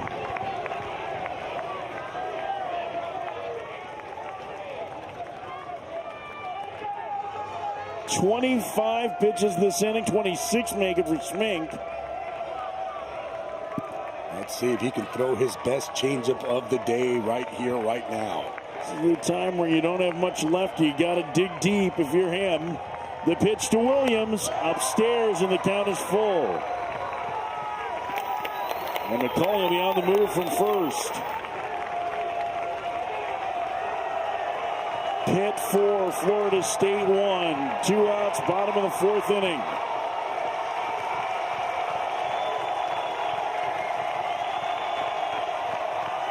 The pitch, inside, ball 4, and the bases are loaded. Third walk issued by Smink. And with the number 9 hitter, Cal Fisher, due, Mike Bell just pumped his fist at Eddie Smink and said, "Get him." He's going to let him face Fisher here. Let him face it. He's going to say, "Hey, this is your game. Go get him." Wow. Getting through the lineup twice.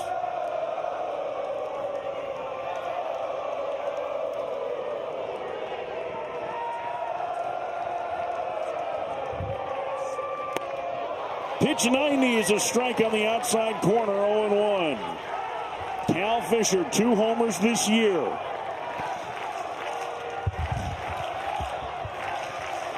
A huge early moment in this game. 0-2.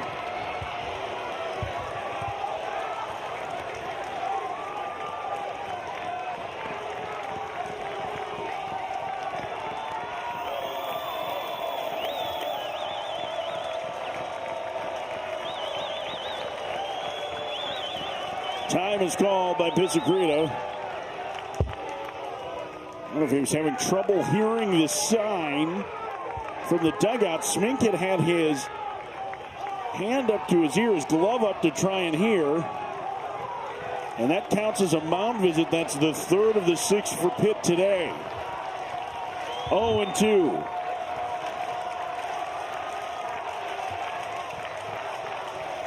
The pitch. Way outside, 1-2.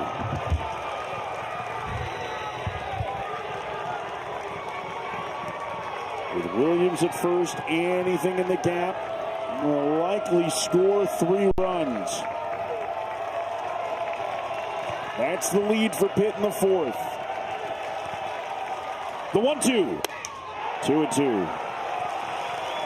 Twice to fastballs on the outside corner. It didn't seem like he can get it to come back. Yeah, he's not getting it back right now, and you can tell. I mean, he's just throwing it. He's trying to get that last strike. If he executes a pitch right here, and for me, it's got to be the changeup, he's going to get the swing and miss. 2-2. Just missed with the fastball, and the count is full. Oh, you could see that Smink wanted that one. And now the runners will be on the move with 2 outs, and a single, if it's deep in the gap, could tie the game. Pitt 4, Florida State 1. Bases loaded, 2 outs. Runners go. Swinging a grounder to short. Doolin has it. Eddie Smink gets out of it.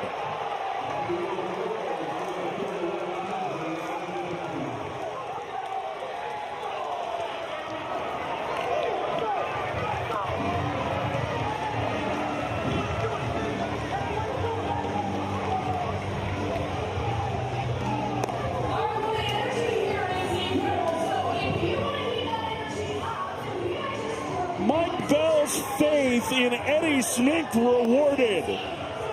And the right-hander is exhausted as he gets Pitt through 4. Much deserved hugs for a gritty performance. Wow.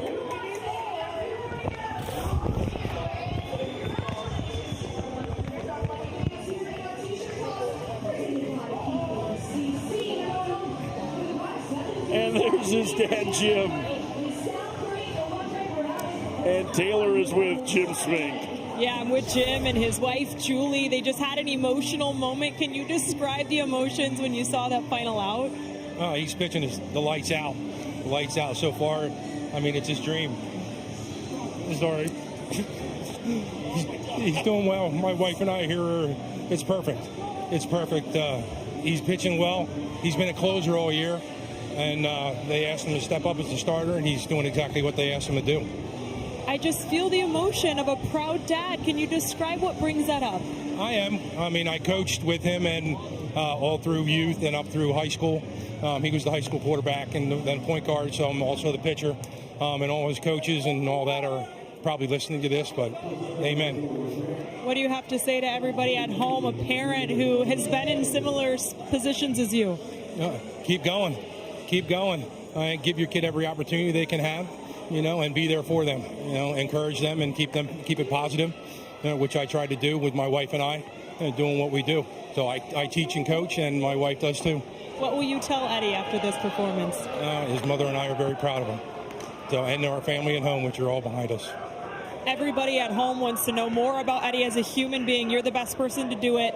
How would you describe him outside of the baseball player? His character is awesome. I mean, he's a loving son to my wife and I, and then we couldn't ask for anything better. He's a great athlete, and something we're very proud of. Well, thank you for this moment. Thank you for the interview. And, guys, I'll send it back to you. Taylor, thanks. That is one proud dad. I can tell you got a little dusty in the booth up here, too. Certainly did. Man. Whew. Gotta love this game.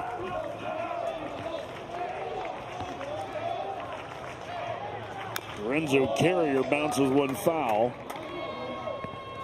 I mean, just the gutsiness. I mean, wow. That has got to be one of the best 4-inning performances you will ever see when you think about what's on the line. This is a guy who has not started a game all season. Granted, he was the CAA Pitcher of the Year. It's different, though. You're at Pitt. You haven't been to a regional in 31 years. And you're facing Florida State, one of the greatest programs in college baseball history. And he's given them a chance to pull this upset. I'll tell you what, though, as tough as Eddie Smink is, and he is incredibly tough, the guts that Wes Mendez has shown in this game has been incredible, too. He has not had an easy road. His defense has not been airtight behind him.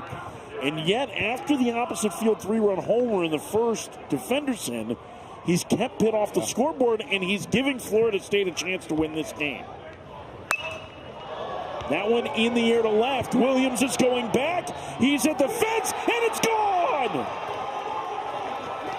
Kai Wagner the other way! It's 5-1 Pitt.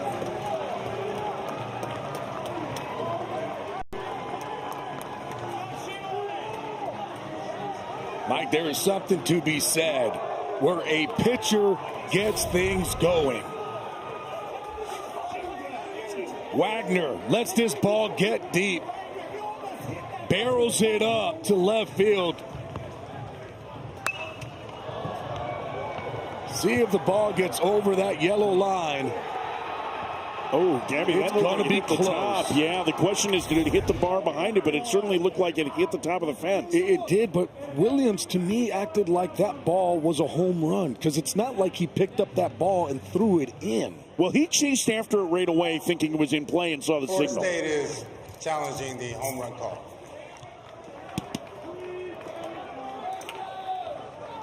So, Florida State has asked for a video review.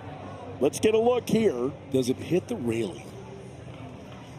It bounces off the yellow line. The yellow line, reminder, is in play. If it hits the yellow line and then hits the fence, it's a home run. If it comes back into the field of play, which is what it looks like what happened, this might be a very good challenge for Florida State. It is, but it's going to be tough because does it hit the edge of the line or does it hit over the line, hit and come back? It doesn't look like to me. Remember, it's got to be 150%. Yeah, so we had a very interesting conversation between games because you may remember if you watched the first game today, there was a ball down the line that looked like it hit just the smallest bit of chalk on replay. And in talking to umpires between the game, what they told us was you have to be 150% certain to overturn the call. 150%. It was interesting listening to this story. Does it hit the screen behind? And can you tell me that it doesn't? And look, Chase Williams, he goes and then he just picks up. Like he sees this. But if all of a sudden you see that as a player, you're getting the ball, you're throwing it in, and you're saying no, right? Like you are being dramatic of, hey, that didn't go out. That's not what happened there. And that's the only thing that makes me think that it must have done something else or hit something else and came back. It's tough to see from that angle. For me, I don't see anything that's different. I think this is a great challenge by Florida State, but I think it's going to be unfulfilling. I think in the end, this call is going to stand. If we're sitting here going, maybe, then it is really tough to overturn it. And that's, again, that goes to the conversation we had between games. It's something we learned. Now let's find out. This is Linus Baker, our crew chief. He was the replay official in the first game today. After video review, the call of home. Yeah, call stands. His microphone cut out, but it is a home run, and it is a 4-run lead for Pitt. Kai Wagner. I mean, beautiful swing, letting that ball get deep. I mean, so pumped. And who else is pumped? Yeah, that's right. The man of the hour, Eddie Smink. And here's Trey Fenderson, who hit a 3-run home run in the first. Look at Fenderson's numbers. 2 for 2 today. Count 2-0. There's the home run dragon.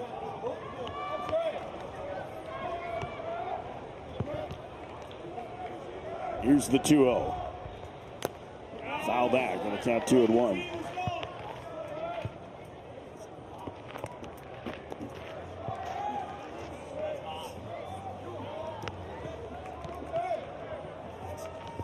Two and 1 the count to Fenderson. 5-1 Pitt on the opposite field home run from Wagner. And that one laced foul, and there is action in the Florida State pen. Any contact that's made right now from Fenderson is just hard. He's not missing barely. He's had a great tournament.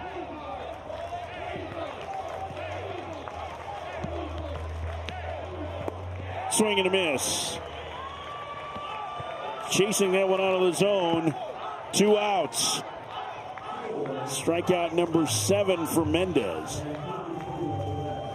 And it'll bring up Deerdorf.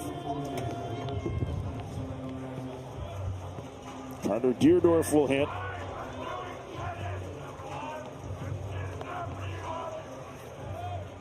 Deerdorf, infield single his last trip. Mendez approaching 100 pitches here in the 5th. And a strike. It's 0-1. Pitt almost certainly going to the pen for the top of the order in the 5th. They better at this point.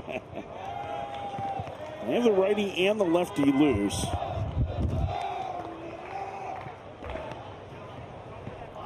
Chase Cribble getting loose. You may have noticed if you watched the first 2 games, Chase was a subject of ours with his tattoos. 1 and 2.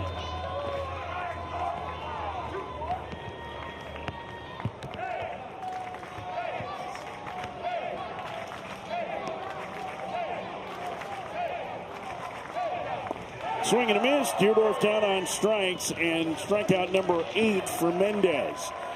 But Pitt tacks on thanks to Kai Wagner. Guy Wagner just builds off of what happened last inning. Momentum on Pitt's side with a huge home run. Eddie Smith, yeah, he loves it. Keep that offense going.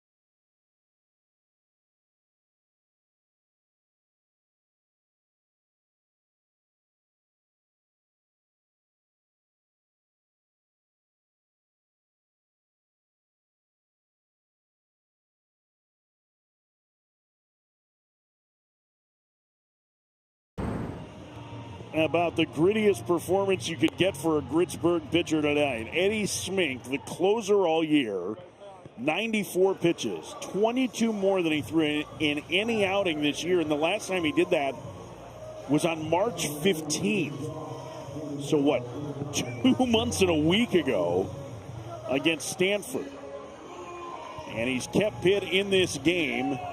And the top of the lineup is now here for Florida State against Chase Cribble, making his 3rd appearance of this tournament. First pitch to the lefty, misses low. It's 1-0. Man, for Cribble, just a bunch of sliders.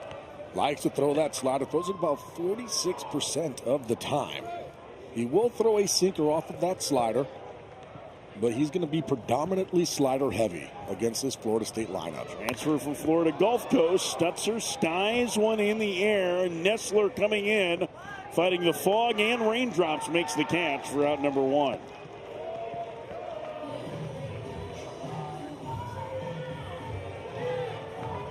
One out for Brandon Dowd. Here's the tattoo that Cribble has. Don't stink.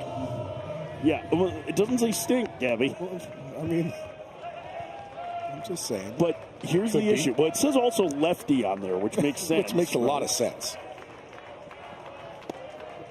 Upstairs. They're outside, excuse me, the count 1-0.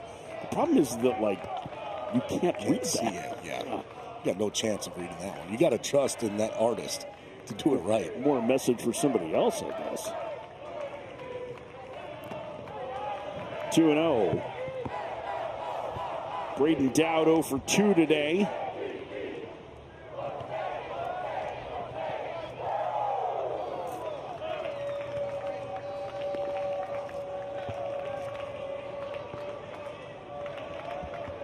The Michigan native who played a terrific baseball program with Brother Rice waits. Takes a strike in the count 2-1 from Cribble. Florida State swept Pitt in a regular season series at the beginning of May. And that really started to set Pitt down a path after they looked like they were in good shape for a regional. They struggled down the stretch in league play, including a series loss against Notre Dame the last weekend before the ACC tournament. It has likely taken them out of the at-large picture. Although, I will tell you that today, D1Baseball.com's new projections had Pitt in the next 4 out category, which would be somewhere in team 65 to 68. Means they're moving on up. I'm sorry, that would be team 69 to 72. That's what we are. Not first 4 out, next 4 out. Next. Strike and the count 3-2. But again, moving up, making a case for themselves here in this tournament. They're in this, so you're saying there's a chance category. But they absolutely would have to win today and probably need to win tomorrow. And still likely need to win this tournament to get in. 3-2 misses low, ball 4. Dowd reaches with 1 out in the 5th. So as Brody DeLamielleure steps into the batter's box, we have to tell you he was almost the king of the Zeta Tau Alpha sorority on campus back in October. Here's the deal. It is all for a good cause. So several guys around campus are nominated to hopefully be king, and all of the nominees then have to see how much money they can raise for breast cancer awareness. Unfortunately, he did not raise the most amount of money, but he was still one of the nominees. So he was the closest thing that this baseball team had to almost being a king of the Zeta Tau Alpha sorority. What is it? Taylor, what kind of role does almost king provide? Is that like third prince? Is this like the spare? Apparently you get free food at Zeta all year long. Grounded through the left side. DeLamielleure with a base hit, and there's 2 aboard. So apparently the girls contacted some guys from the baseball team and said, hey, we need a nominee. And Brody was happy to oblige, put himself out there. And they had fun with it, and it was all, again, as I mentioned, for a good cause during October. Cause. I mean, that would be my Instagram picture if I was him. Yeah. 100%. Well, it was funny because I was asking him to send me some photos, and then I was like, wait, all of this stuff is on your Instagram. So these photos have already been seen. We just need to tell the story for a larger audience. Well, he didn't raise enough money to be the king, but I'm sure he felt like one for a day. Here's Hunter Carnes. Dribble falls behind him, 2-0. Carnes have a dozen home runs this year. Florida State needs a big hit to get back in this game. They've trailed since the first inning. They're down 5-1. Strike, 2-1. This game not nearly as important for Florida State as it is for Pitt, although if Florida State keeps winning in this tournament, it could put them in a position to be a top 8 national seed. The 2-1. And the count evens at 2-2. It's starting to feel like a big situation here in this 5th inning.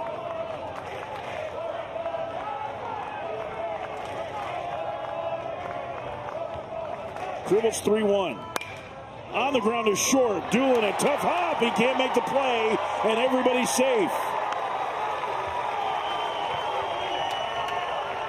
That ball was smashed, and Doolin just could not get the right hop. A potential double play ball instead loads the bases. And that's, Link Jarrett had talked about it earlier too, right? They couldn't really water the field. Now there has been some rain, but this ball is absolutely smashed. That's 108 miles an hour off the bat. That ball got on Doolin extremely quick. He tried to stay in front of it. Ball just came up last second. Can't make the play. It looked like it may have hit the lip or hit a divot.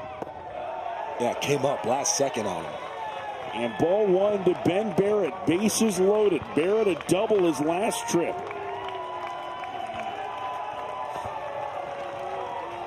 The first baseman waits.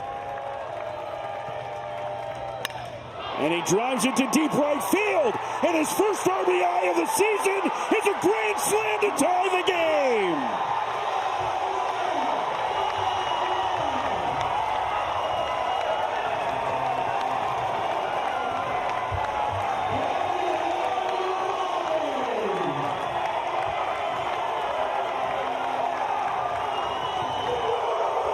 The former two-way player, who was a pitcher only for 2.5 years, has has just tied things up for Florida State. What a swing. Gets the fastball, stays on it, drives it opposite way. 103 miles an hour off the bat.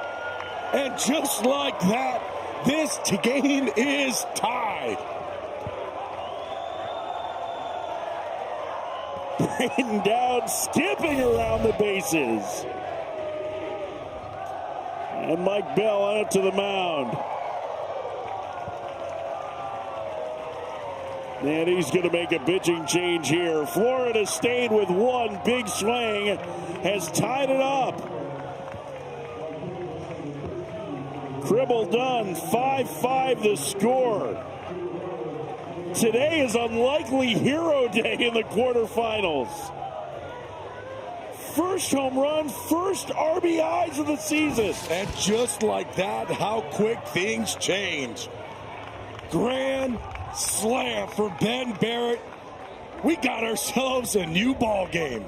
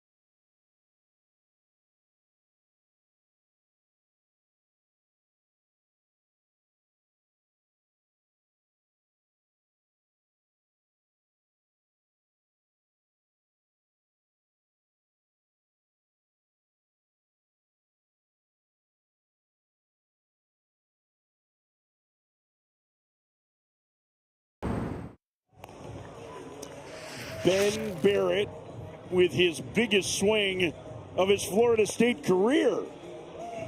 The former pitcher only back to his two-way status in a game-tying opposite field grand slam here in the fifth.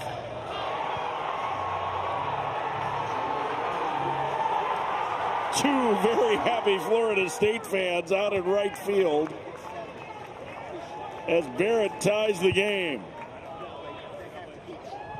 Watch this. This is incredible. I mean, it's almost like a walk-off on that one. Everybody is coming out.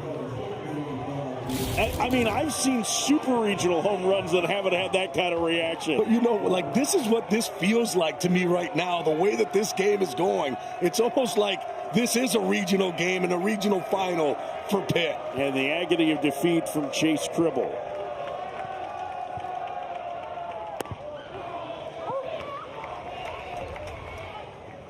I talked to Ben Barrett about this transition back to hitting, and he said, to be honest, I've tried not to focus on my mechanics, but instead just trusting my athleticism. It's been different not being a pitcher out there, he said, but I actually think being a pitcher for these last 3 years has helped me as a hitter. He said, I used to swing at everything. I was super aggressive. He said, now my mindset is to step in the batter's box and hunt a certain location for a pitch I can do damage on. So he certainly got that location and he got that pitch on that home run, guys. Yeah, very good lesson learned, Taylor, because that was a nearly perfect swing, a grand slam to tie the game as Gabe Fraser pops it up.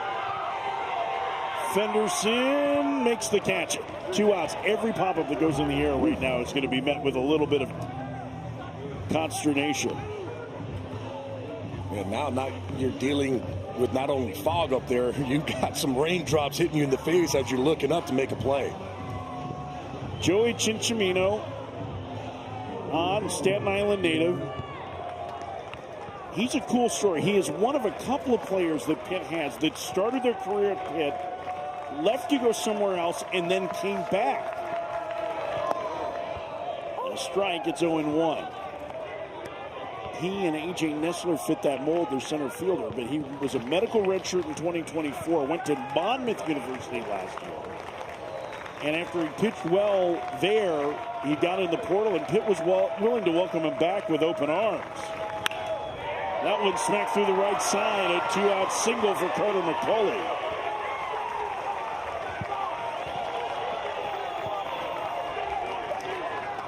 And the go-ahead run ahead, and there's Chase Cribble, the opposite of we saw in the Florida State dugout, the pitcher who retired the first man that he faced, then walked single, and a tough error as hard as that ball was hit on Doolin.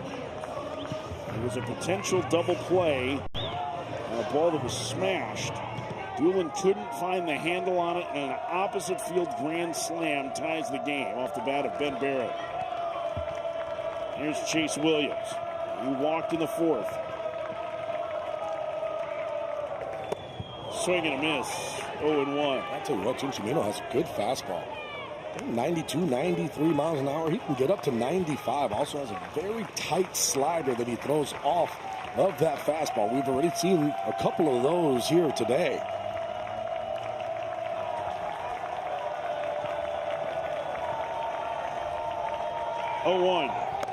Runner goes, the pitch, the throw, the slide. He's out. Pisacreta guns down McCulley to end the inning.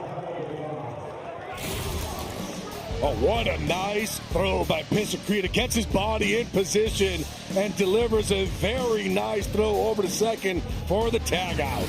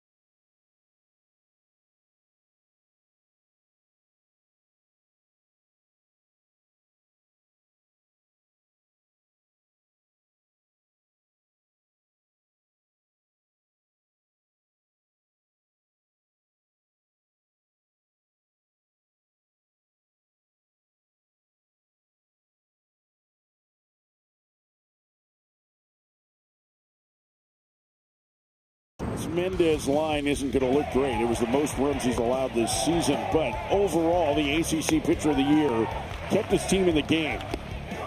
After a tough first inning where he gave up a 4 spot, he allowed just one more run over the last 4 frames, and now his offense has come to rally and taken him off the hook. As Mendez out of the game after 5 innings of 7-hit ball. I mean, keeping your composure, especially after yeah, that first inning, where just everything that could go wrong went wrong for Florida State, and he was able to just kind of take that deep breath and tell everybody, hey, let's just keep it right here, just follow me, and we're going to be all right. This told me a lot about Wes Mendez, just in the sense that he's a guy who we've seen him strut around the mound when things are going good. That's some real toughness out there, what he showed today. Chris Kinnear, transfer a year ago from Indian River Community College, misses outside with ball 1. He'll face the bottom third of the Pitt order. Well, Pitt had a 4-run lead. Going into the bottom of the 5th, the Florida State Seminoles have erased that.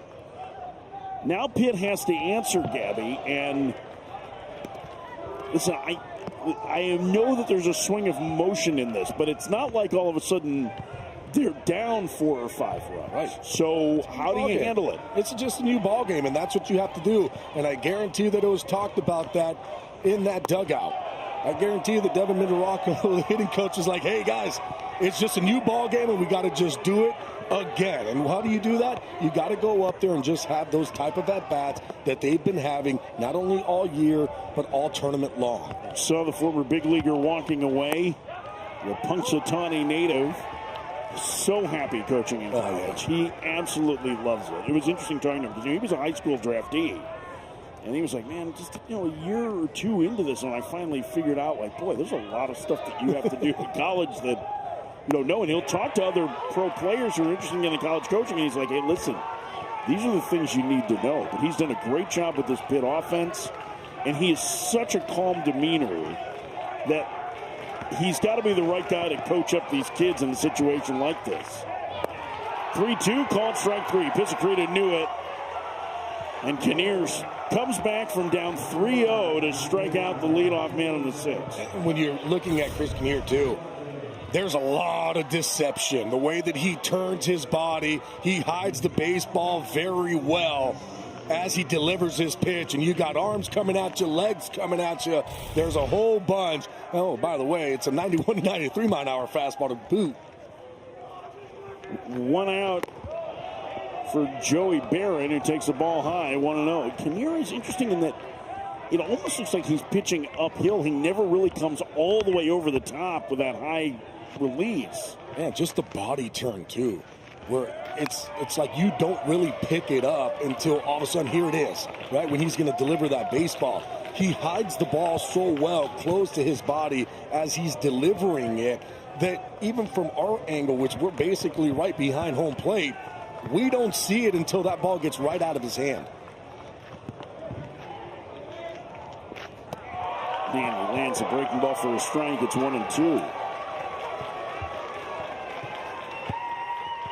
Kinnear trying to keep this game even.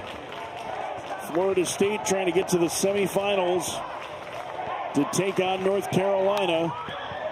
Pitt is as well, but they have much more at play. They are trying to make the NCAA tournament. Florida State is in and will be a host. But it's been 31 years since the Pitt Panthers competed in a regional. The pitch.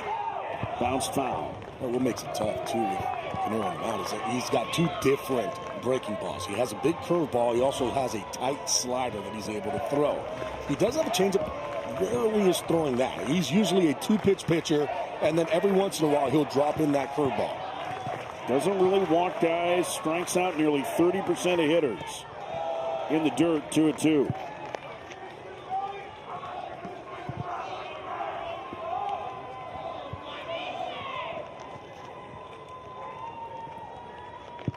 Five game, top of the 6th. Ben Barrett's opposite field grand slam, tying things in the 5th for Florida State.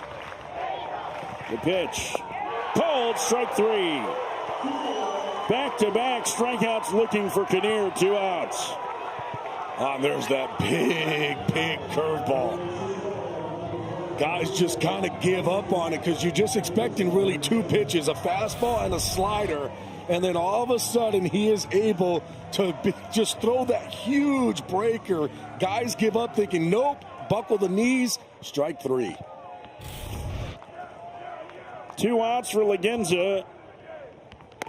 The freshman takes high, 1-0. On base twice, a single and a double. The double fog-aided. As the rain continues to come down in Charlotte. Lagenza with a home run in Pitt's first game against Louisville. Takes inside. It's 2-0.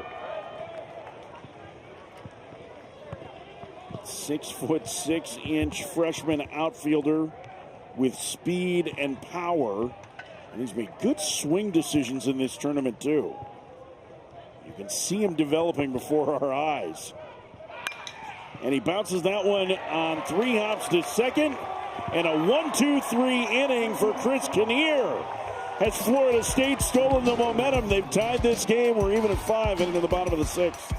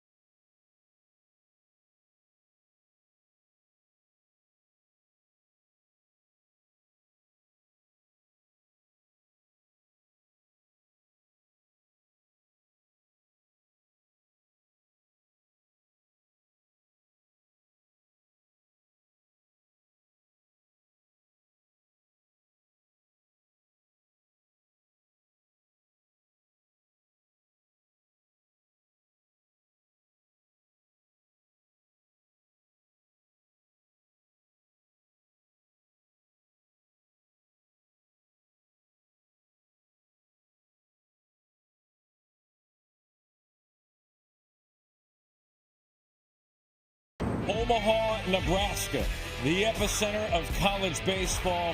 Teams holding their breath for a chance to dogpile in America's heartland. It's the NCAA Baseball Selection Show with watch parties all over the country. Let the road to Omaha begin.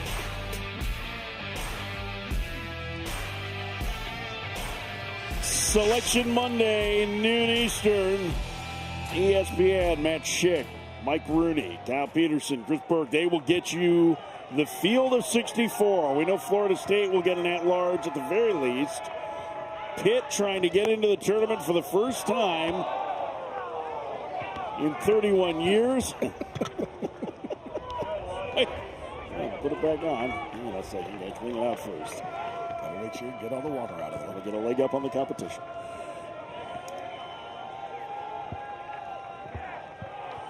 Here's the 0-1. That was between innings, and there was a little kid dancing the YMCA in front of him. It was the most adorable thing in the world, too.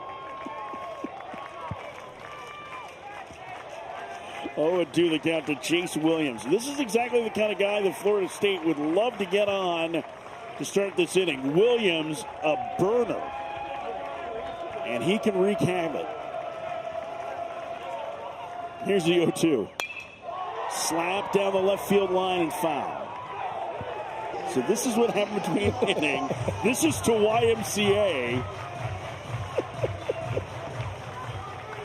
Is normally, I mean, he was putting up an eye, though. That's not a part of YMCA. Listen, man, he hasn't gotten to spelling yet. Like, it was a little guy. Williams slaps another one foul. I mean, there was no need to feel down.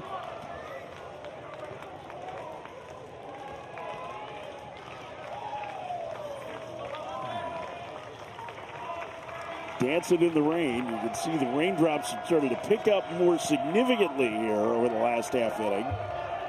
Already have had a delay to start this game, and now we've had a whale of a ball game. Chase Williams in front of the plate. Pisacreta throws him out. One out. Play. Very nice play there by Pisacreta. Here's the thing that you have to understand. It's been raining. And what happens with rain when it gets onto that grass, well, it's going to be wet when you pick it up. So you really have to do a good job of making sure that you pick it up, secure it, and get that ball over. Very nice play. Cal Fisher's 0 for 2. There you see the raindrops. Well, at least they're not falling in our head. Well, no crying's not for me. No. Cal Fisher swings and misses the first pitch. It's 0-1.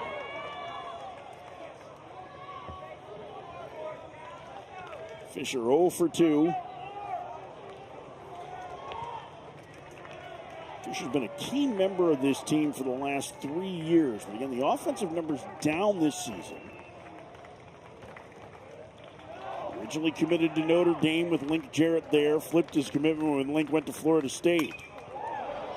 And he fouls it out of play in the count 0-2. I know I've told this before, but he was a great high school basketball player in Wisconsin. He is the Deerfield Demons' all-time leading scorer in basketball.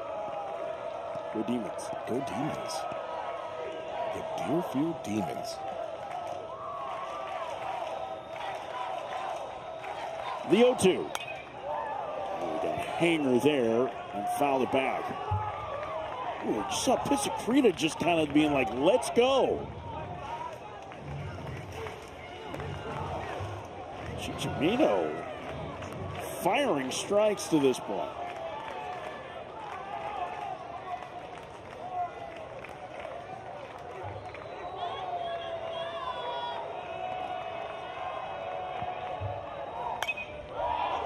Another foul back by Fisher.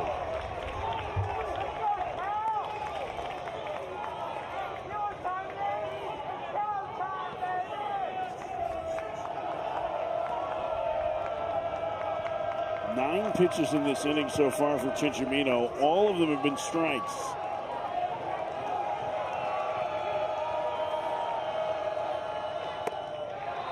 Till now, that one missed in, just barely missed in. It's 1-2.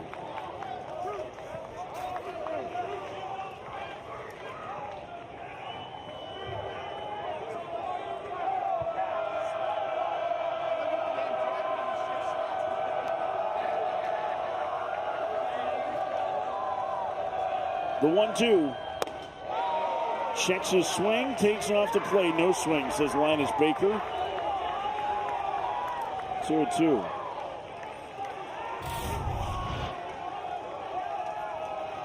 And Linus Baker is correct as usual.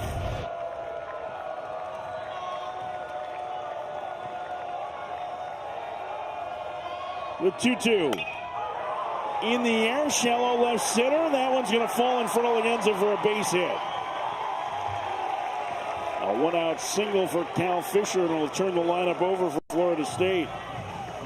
Boy, that was a good battle there. Seventh pitch of the at-bat, he dumps into left field. Chichamino is throwing the ball extremely well right now. It's got some good movement on all of these pitches. That ball, it really does jam. Cal Fisher couldn't have made a better pitch there.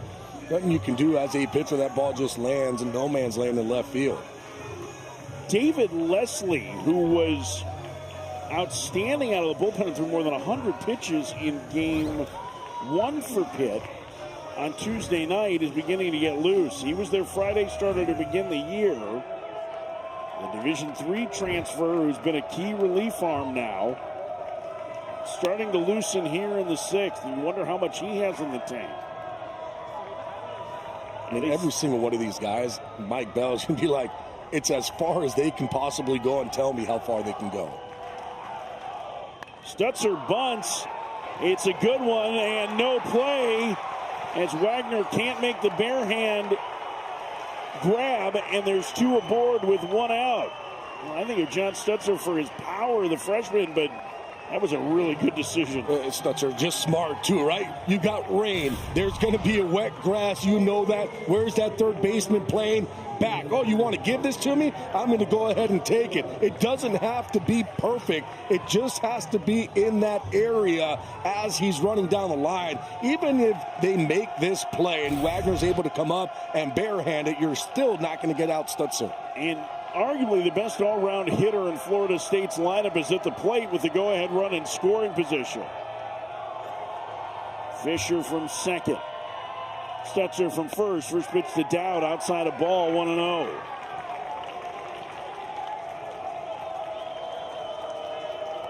Dowd today 0 for 2.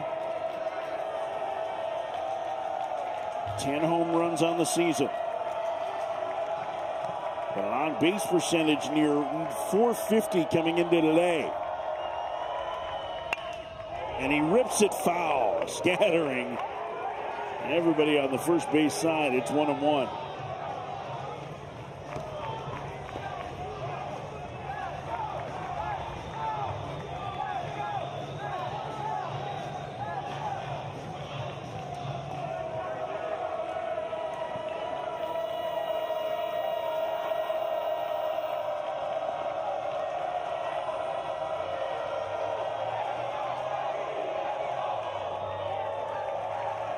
The pitch. Bouncer to the right side. Gloved by the first baseman. Dearnorth with the backflip. And a good little option play there to get the out at first. Two gone. He just waited for the end to crash and flipped to the back, running around it. Deardrop, really nice play at first base. I thought for a second, I'm like, I don't know if they're going to be able to make this. How about coming in, a little backflip with the other hand. Beautifully done. What a play. And now two in scoring position. I mean, that's with a wet ball. That was really heads up and a perfect It had to be feed. quick. I mean, to the pitcher covering and Chichamino getting there fast. Now here's DeLamalure, one of the hottest hitters in the country. First pitch, he takes a strike on the outside corner. It's 0-1. I'm going to tell you right now, too, you do have a base open at this point, and DeLamalure has been hitting the ball extremely well. So it's not like you have to go after him and attack. You can try to live off the edges and see if he wants to chase. The sophomore waits.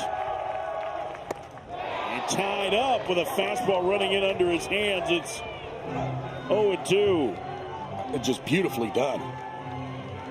Love the way that they're doing it. Utilize that slider away. Then what are you going to do? I'm going to come in with that fastball, try to see if I can set up a slider a little bit more off the plate away. Now there is a guy on third base, so you got to be careful with balls in the dirt. You got to be able to block it and keep it in front. The 0-2. Called strike three. Chichamino paints the corner and gets Pitt out of the jam. What a pitch by Chichamino, just spotting on the outside corner with runners in scoring position. Tied at 5, heading to the 7th.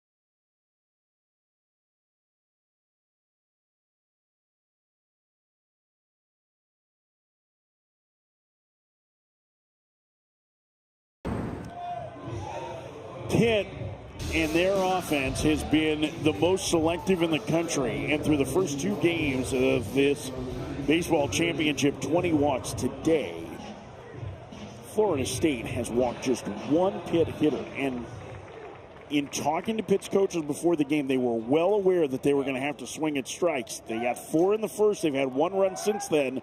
Big spot here at the top of the order due against Chris Kinnear as A.J. Nessler takes a strike. Here's the thing. You're facing Wes Mendez, who's all over the strike zone, who was able to add and subtract with the fastball, with the curveball, the slider, the changeup. So all of a sudden, now you bring in Chris Kinnear. Same exact thing. Guys who don't walk people, going right after hitters. And Nessler fouls out to Cal Fisher to start the Pitt 7th.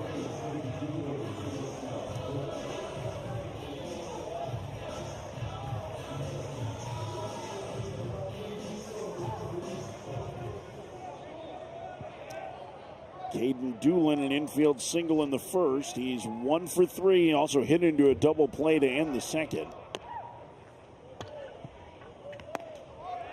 Pitt had chances to break this open early, Gabby. They had 2 on with 1 out in the second. A double play ended it. 2 on with 2 out in the third and couldn't score.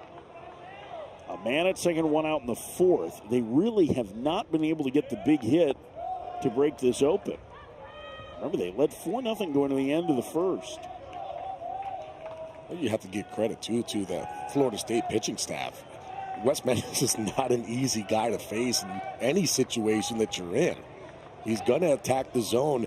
And you kind of look at the thought process of Link Jarrett, too, right? You're going to bring in guys who are strike throwers. Everybody knows. And now, all of a sudden, Pitt has that reputation of, if you don't throw it in the strike zone, they're not going to be swinging out of it. So, hey, got to get guys up there who are just filling up to the strikes. And look, not close to the strike zone. What are they going to do? They're going to take it. They're going to take their walk and get to first. Well, that puts the go-ahead run aboard. Wes Mendez battled through his 5 innings for Florida State. And now Lorenzo Carrier, the first-team All-ACC outfielder, who is 2 for 11 in the tournament with 9 strikeouts. Had a 3-run double in the opener. But the best hitter for Pitt this year takes the ball low. It's 1-0. Yeah, but he's got the potential with one swing of the bat to change the game. 20 home runs on the season for the transfer from Miami. And it's 2-0. It gets away, and hustling to second is Doolin. The throw not in time, and he came off the bag. He's out. He reached his hand up to put it back on the base, and McCulley tagged him for the second out. I'm looking down to see if Mike Bell is going to want to challenge this one. Foot comes up, tag. Yeah, he was off the base. Wow. His hand got tangled with the arm of McCulley. Yeah, it's a hard slide, hits the edge of the base, but you can see there the foot comes off as the tag is still applied. Pitt is going to challenge, but this feels like it's going to be confirmed, Gabby. Yeah, but it's a good challenge in this situation. You know, you got to take maybe a chance and hope that maybe that glove came off. Unfortunately for Pitt, it did not. Remember, in college baseball, if you generally watch MLB, you have to make the decision immediately. You don't get a look at a replay. You have to decide immediately. And so that's where this came from, but he's out 2 different times. There. It was like 3 times, and that glove just stayed on. Fortunately for Pitt, it only counts as 1 out. There's an out. There's the out. There's the out. Back, that one's the out. So there's just a whole bunch of gloves staying on.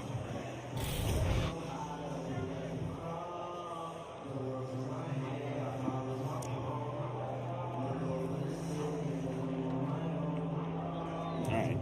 The decision is made. Here's Linus Baker.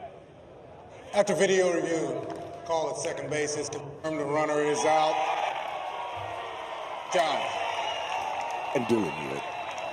Yeah, he knew it. As soon as it happened, there was usually in those plays, you're looking at your coach and you're telling him, hey, let's check. There was none of that. It was, I was off. Let me get off the bases and let's go. You get 2 challenges, right? You're getting to the end of the game. You might as well use one if you're Pitt. It's not a bad challenge at all. And with a 2-0 count here, Micah Posey going to the mound, the pitching coach for Florida State, to talk to Kinnear. Now, he's missed on 6 straight, but this feels like a dangerous pitch to a power hitter. This is a situation here where Lorenzo Carrier, he's 2 for 11 with 9 strikeouts. So it's basically when he touches the ball and puts it in play, it's going to be a hit. But you also look up and say, hey, for the season, that's 20 home runs at the plate right now. If you make a mistake and you just think that you want to groove one to get a strike, this ball can end up over the fence and very, very far. So if you are going to try to throw a strike, you're going to have to execute this pitch. This is just not a get-me-over fastball. So do you think he goes to the breaking ball? That's a pitch that he can't throw, but you better not hang it because that ball can go a long, long way. He goes to the breaking ball, and it clips the top of the zone, 2-1. Ooh, dangerous pitch there. That was elevated. I think Carrier, too, might have just been in I'm taking a strike mode. 2-1. 5-5 game, top of the 7th. And he hammers that one to center field, a base hit. Well, he went back to the breaker, and it had all of the plate, and Carrier blistered it to center. And boy, the caught stealing is now huge in this inning. That's a curveball, and it was right down the middle. Carrier does a really nice job of staying on that and driving it right back up the box. How about 112 miles an hour off the bat? Kai Wagner, an opposite field homer his last trip. Are you looking for first pitch curveball here? I mean, that's the pitch that he's throwing for a strike right now. But, yeah, I mean, I was going to be looking for fastball because you have to. I would rather sit fastball and just move the field around. Right? I'm going to look fastball, maybe look, just like to hit the home run. You want to look that way to left center field. And then all of a sudden, if that does pop and hang, you can still get that bat hit out in front and hit it out. Down low, 1-1. Wagner was honorable mention All Summit League a year ago. His entire family, it feels like, 2 brothers and dad, played baseball at Northern Colorado. That's where he transferred from. fouled away. And this is why I'm saying, hey, turn the field around, right? Why? Because there's some opposite field power off the bat of Wagner, and he showed it off. This ball over the fence, home run, try to review it. Call stands on the field. So there is a lot of power there. So you can turn the field around and say, hey, I've got the power to the left side, so I'm going to go ahead and let that ball travel. Outside, 2-2.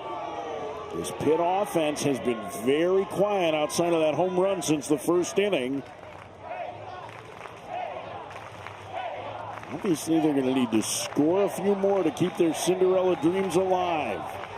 And their hottest hitter, Trey Fenderson, in the on-deck circle. Bouncer foul. Ooh, that was a hanger, but maybe hung too high.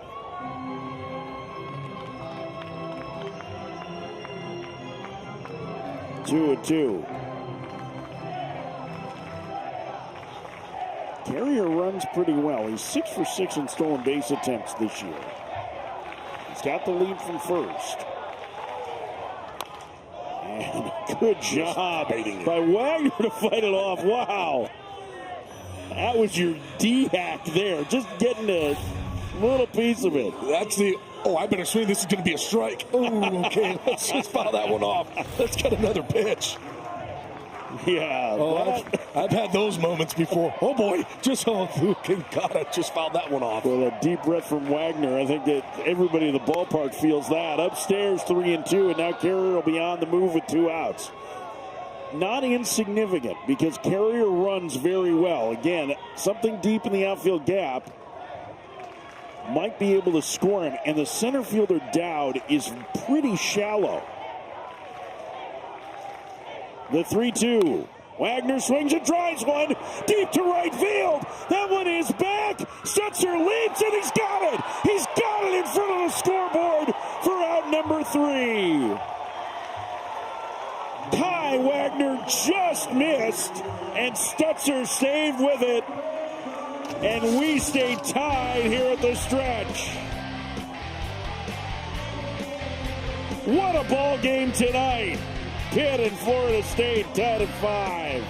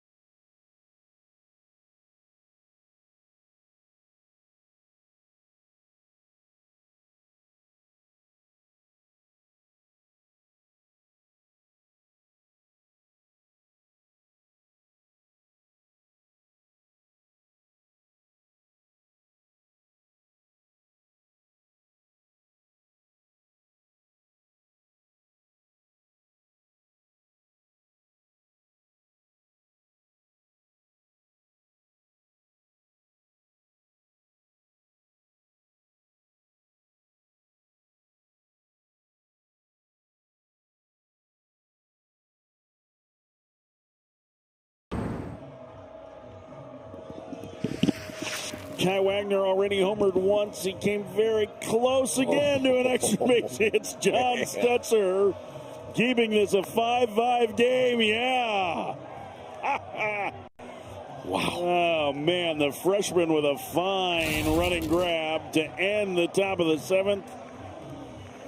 Pitt and Florida State tied at 5. David Leslie. 6 1/3 innings against Louisville out of the bullpen in game 1. The opener for Pitt in their win. He punched out 9. He opened the year as their Friday starter. And now, on just 2 days rest, he has to deal with 4, 5, and 6 on the Florida State order. First pitch from Leslie. Breaking ball misses 1-0. He was dominant against a really good Louisville lineup.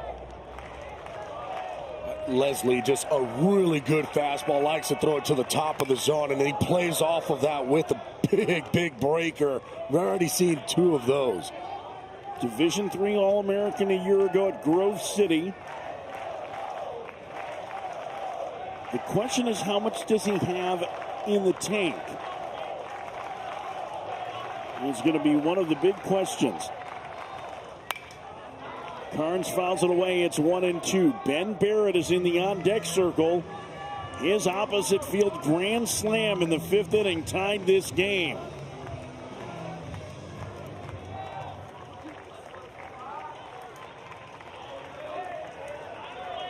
One and two the count.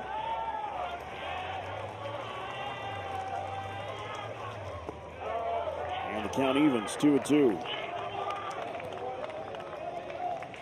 And talk about all those pitches that David Leslie threw. And I guarantee you what, Mike Bell, he understands this. Now, he's going to let him, go out there and pitch, but he's not taking any chances. He has his guys already warmed up, ready to go in case things all of a sudden start to get out of hand quickly. There's Mike Bell. There's a righty and a lefty up in the bullpen. For Pitt.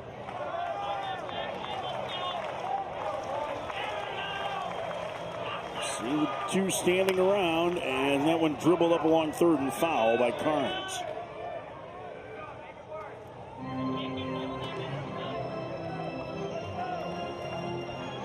Two and two.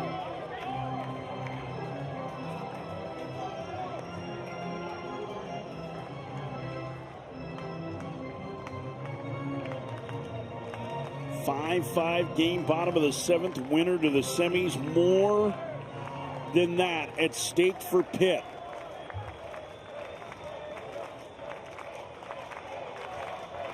Two. And the count full now to Carnes, the leadoff man of the Florida State 7th. Well, I thought David Leslie there was going to take a book out of Eddie Smink and throw that elevated fastball top of the zone. He ends up getting on top of it a little bit too much as he drives it straight down. Payoff. Grounded to short. Tough play for Doolin. Tries to stay with it. Not in time. And that'll bring up Ben Barrett in the 5th. The former pitcher only goes backside for a grand slam to tie the game. And remember what happened the batter before Barrett's big blast. A hard-hit ground ball by Carnes that Caleb Doolin couldn't come up with. A potential double play ball. And now Carnes is aboard as the tying run with nobody out in the 7th. Second error of the game on Doolin. First pitch to Barrett. A big breaking ball strike. It's 0-1.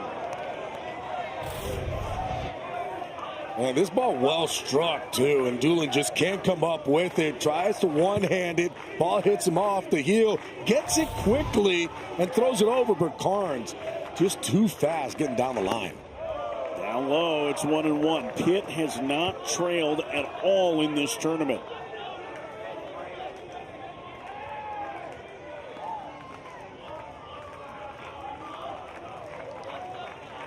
Carnes gets the lead. The pitch. Foul back.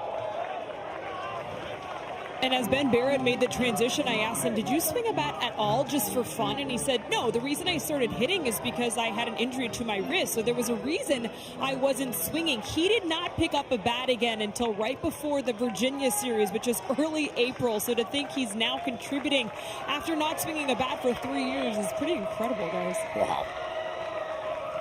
The 1-2. Down low. 2 balls and 2 strikes. They're pretty good at bats, too. Very good at bats. You got to remember, too. I feel like he's just going to get a dose of curveballs. Every single fastball that gets thrown to him, he absolutely rakes. And here's the other thing, too. David Leslie gets a lot of ground balls off that curveball. 2-2. Called strike 3. Locked him up with the breaking ball for out number 1. I talked about it. Going to get a lot of curveballs, and here it is. Curveball around the outside corner. Ben Barrett strikes out looking. Huge pitch. And a huge first out for Leslie. 5-5, bottom of the 7th. Gabe Frazier to the plate. Yeah, I mean, look, when you're looking at what Leslie had, it's a lot of curveballs, and it's a good one. It's a sharp 12-6. He likes to throw it. And a fastball runs in over the inside corner. It's 0-1. These type of situations, if you're a hitter, you understand, okay, I need to see that curveball pop out of the hand. If I see it pop, that means it's going to stay up. That's the one that I'm looking for. If he's able to get on top and you don't see it pop, you've got to let it go.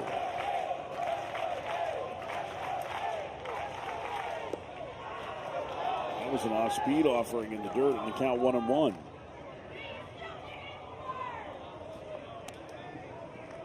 Florida State 5, Pitt 5, bottom of the 7th inning.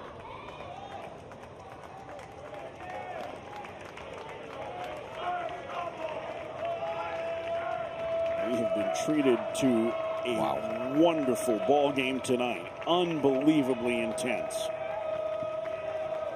Perfect in its imperfection. Throw to first, just getting back his cards.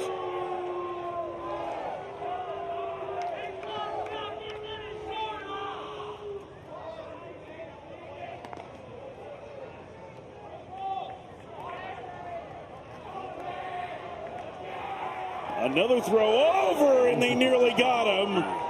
Boy, the way Deerdorf reacted, he wanted to try and look at it. Well, you got to be quick back to first here. Leslie, very quick with his feet, and that was close. Boy, they may have wanted to take a look. In fact, one of the guys guarding the bullpen area reached up right away. That tag on his side, not in time. Yeah, but remember, too, that Mike Bell has already lost That's true. challenge. So he only has one left. And do you want to use it on something that's going to be that close? You got to be sure. You might want to hold on to one just in case you get into a situation where you really need to use it. The 1-1. Frazier squares to bunt, and it hit him. It hit his hand, he said. And he's going to get first base, and Leslie's like, come on, you didn't call it right away. Kind of looked at Taras Godek like, what happened? Now, did it hit his bat? Well, that's a good question. It might have hit his hand, and it looks like that ball was running in on him as he was having that bunt out there. It did look like he was pulling it back. Well, Mike Bell's trying to say he swung at the pitch. He was bringing it back. Yep. Yeah, it got him. I mean, Frazier reacted right away like it clipped his fingers. I mean, and now he's going to use a challenge on this. I think they're going to get the umpires together at least. Can it be a umpire challenge himself? I mean, he is definitely pulling it back. So he's pulling it back. Now, does it hit him? Pittsburgh is challenging. It does hit direction. So you can see it hit and change direction. Boy, this is going to be, I mean, right after, Gabby, you said, hey, do you want to save your challenge for a bigger spot? Boy, it looked like there was a real case to be made on that pickoff play at first, that was the right time to use it if you're going to use it there.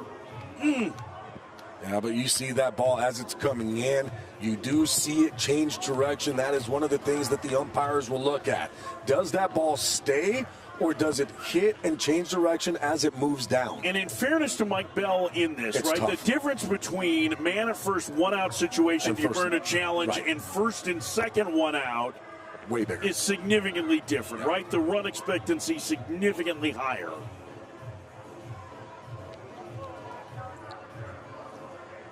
We're going to try and take one more look at this. Just look at the ball change direction as it hits the hand.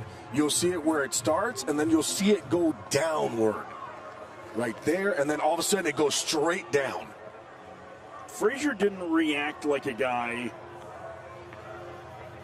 who was trying to sell it. He acted like a guy who got hit on the knuckle with a baseball. And I think that was, to me, that was After the video point. review, the hit by pitch is confirmed. Pittsburgh is out of challenges. And now if you're Mike Bell, you just have to hope that there isn't a situation that leaves you out of the dance.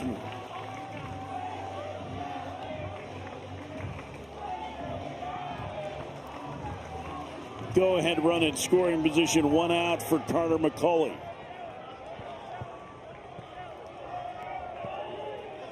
McCulley singled and walked in 3 trips.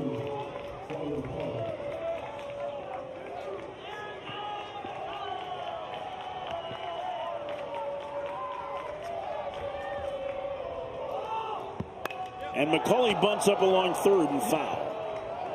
Third baseman playing back, bunted just a little too hard. With 1 out, he's clearly bunting for a hit there. Yeah, right? trying to bunt for a hit, but I mean, that was almost a double down that left field line. Butting that ball extremely hard. You want to deaden that ball.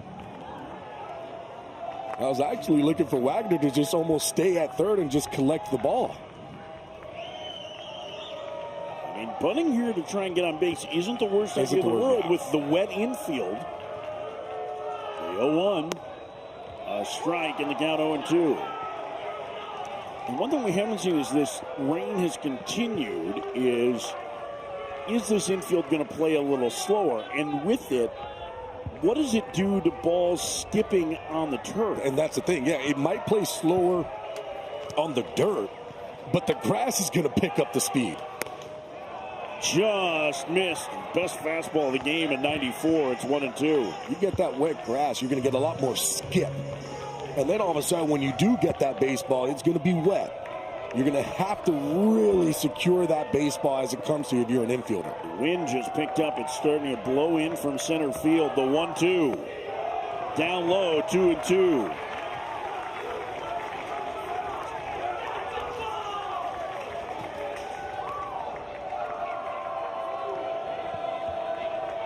Two and two the count.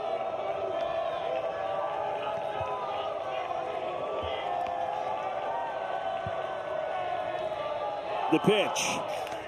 Fouled away. Got a piece of Pisacreta. Catcher seems to be okay. 2-2. This will be the 125th pitch that David Leslie has thrown since Tuesday night. 103 out of the bullpen on Tuesday. This is 22nd pitch of the inning here. Go ahead run at second with 1 out. The pitch. Swing and a miss. He got him on a changeup, 2 outs. Well, he hadn't shown that one to the righty. Wow, what a changeup. The action. Probably thinking you're going to get a curveball out. You've seen a whole bunch out of Leslie. How about this changeup? Look at that action. Down and in, underneath the hands. Gets to swing and miss. Huge out. He's got a chance to be kind of an interesting senior sign, doesn't yeah. he? I mean, he's got 3 real pitches. He's got good velocity, too, on that fastball. Real huge breaker. That changeup's going to play. Now here's Chase Williams, the speedy left fielder. A walk in 3 trips as he takes low. It's 1-0.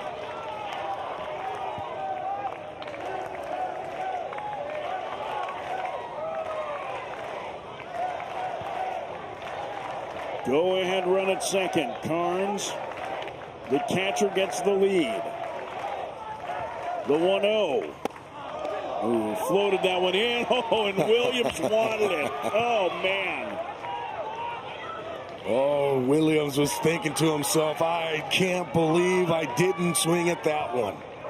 Got a fastball. It was elevated, but for a guy like Williams that likes to go the opposite way, there's a lot of room. Just stay inside the ball and shoot it the opposite way. The 1-1, swing and a miss, and a changeup. It's 1-2. But you love the emotions that Williams plays with. He cares about everything. He wants to be perfect. You just hope it doesn't, if you're Florida State, take him out of at bats. Yeah. 1 ball and 2 strikes. 2 outs. Go ahead run in scoring position. The pitch.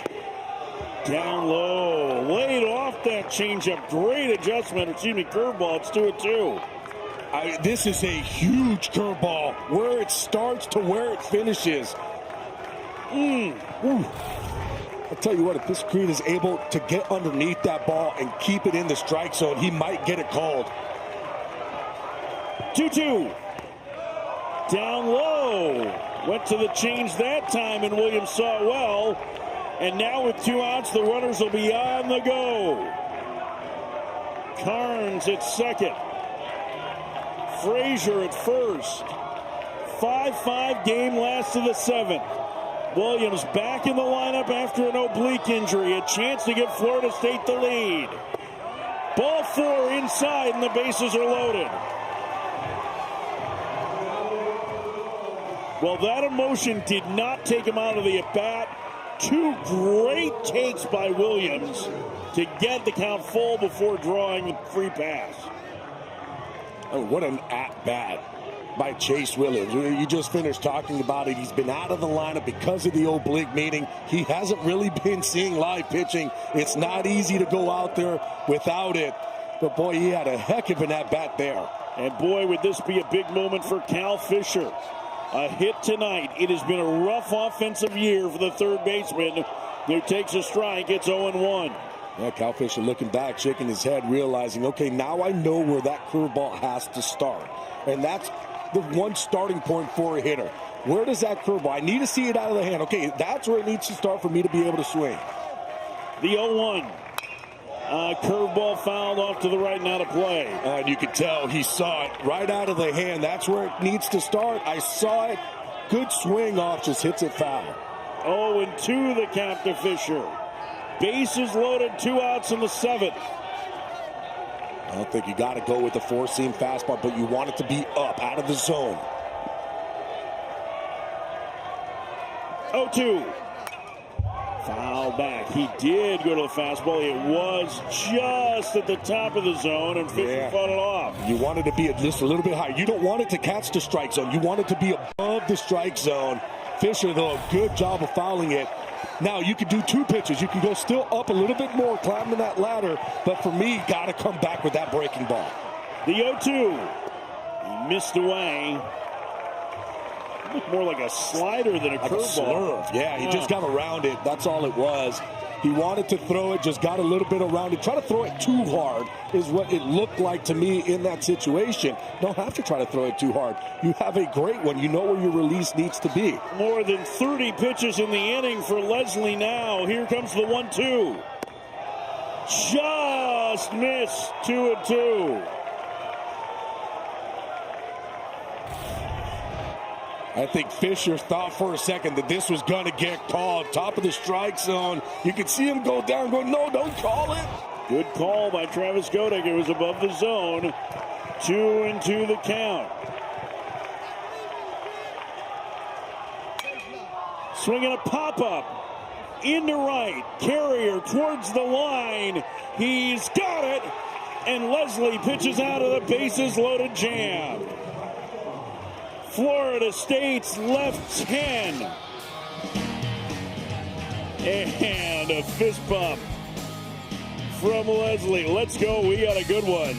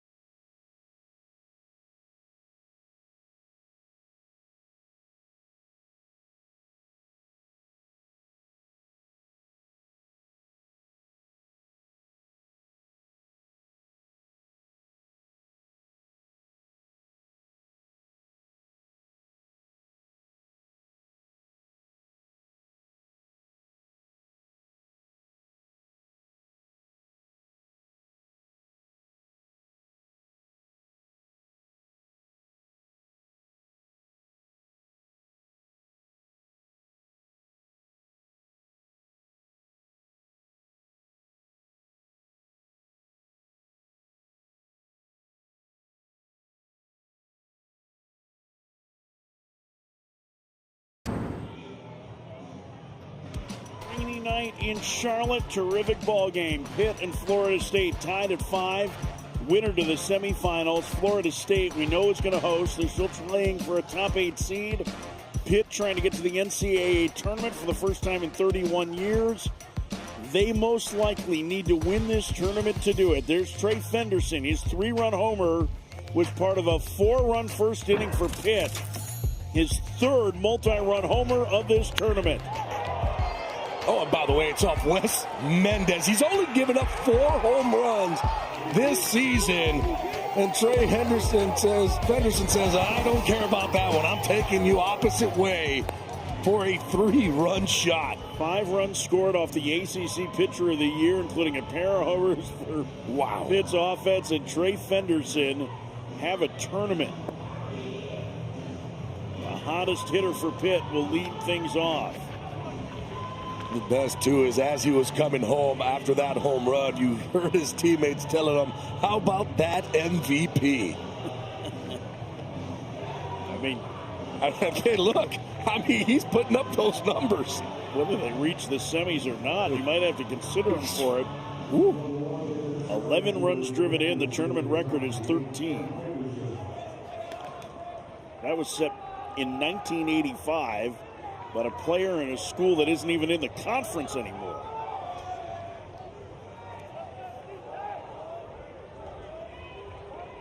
You see that they've put some diamond dry down on the field. And the first pitch misses down low to Fenderson as Chris Kinnear begins his 3rd inning of work.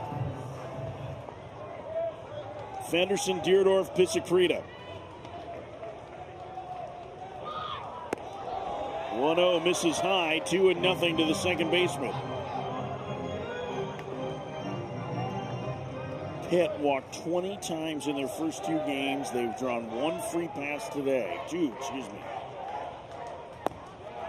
And the strike gets 2-1. Some of that has to do with the fact that Florida State has, spammed the strike zone. That's the only way that you're able to beat that type of hitting ability that Pitt has, where they're going to be patient. So what do you have to do? You have to go ahead and attack that zone. 3-1 the count to Fenderson.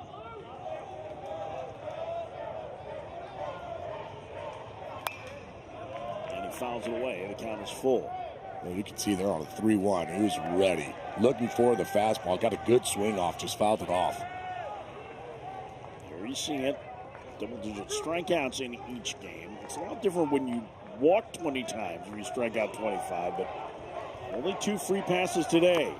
And Fenderson chased a pitch off the plate for out number 1. Taylor, what do you have on the field conditions as the rain picks up? So I just talked to the Heads groundkeeper, Matt Parrott, and he told me it's actually not as slick as you think it would. So they've been using conditioner in between innings to try to absorb some of the water that is on the field. But he said, to be honest, we've seen way worse. This is not as bad as you would think. All right. Well, it's good to know that conditioner isn't just for keeping my hair luscious. First pitch is a strike. Gabby, how's your conditioner? You know I'm bald. You have a beard. You're supposed to condition your beard? Well, there's some guys that do. Oh, no, I don't. I'm not one of them. I prefer the all-in-one. Very...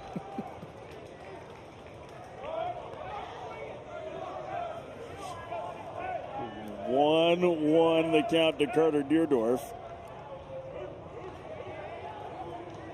Pitch. Pops it up. And it'll get out of play. 1 for 3 tonight. Deerdorf an infield single and a stolen base back in the 3rd. Pitt had lots of chances early to tack on, but Wes Mendez, after the first inning, would bend but not break. Gave up just 1 run over his last 4 2/3 innings of work. It was good enough to allow Florida State to come back on the Ben Barrett grand slam in the 5th. No scoring since then for either team. Florida State has had the best chances. 2-2. Bouncer foul. In addition to leading the nation in walks this year, Pitt set the school record for home runs. Devin Mesoraco rubbing up the baseball. The former big leaguer, their hitting coach, Mike Bell, the head coach.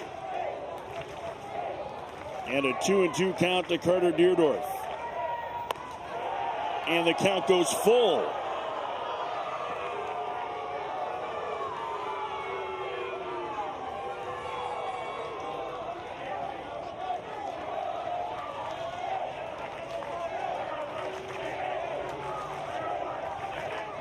Three-two. Ball four, just the third walk of the night, drawn by Pitt batters. And it puts the go-ahead run aboard with one out for Sebastian Pisacreta.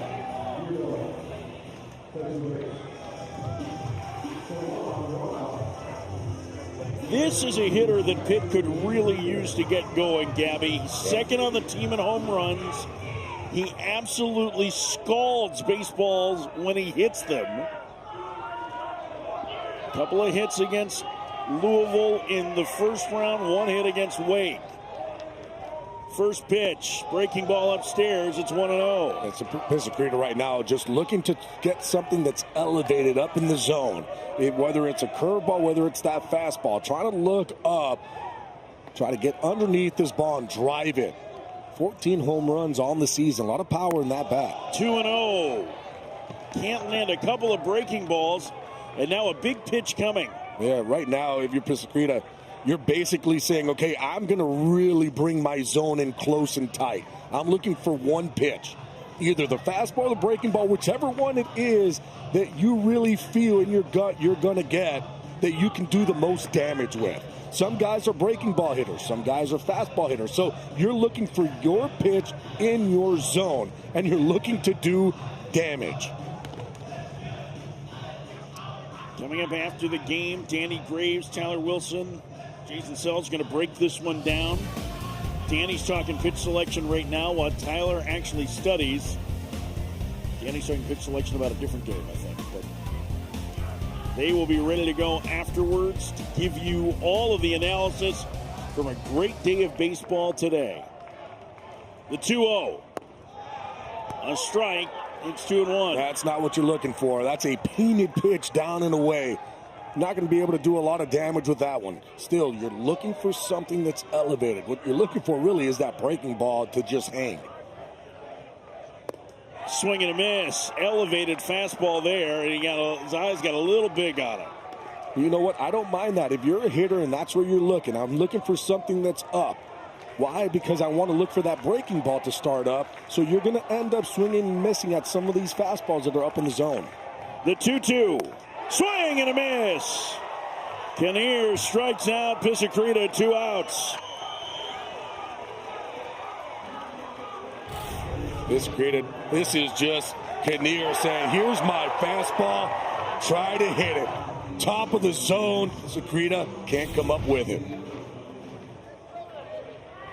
2 outs for Joey Barron. 0 for 3 today, the number 8 hitter for Pitt. And he swings and pops it foul and out of play. It's 0-1. Now, if Barron can reach, it at least clears the 9 spot in this inning.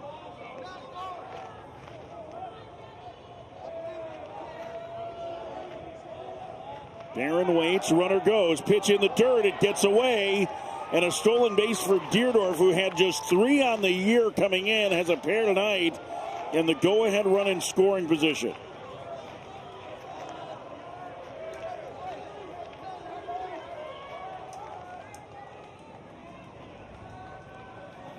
Mike Bell anxiously watching his team. 1-1.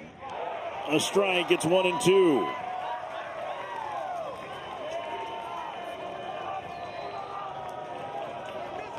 Link Jarrett has his outfielder's position relatively shallow. Williams the shallowest in left. Trying to cut down Deerdorf at the plate on a base hit.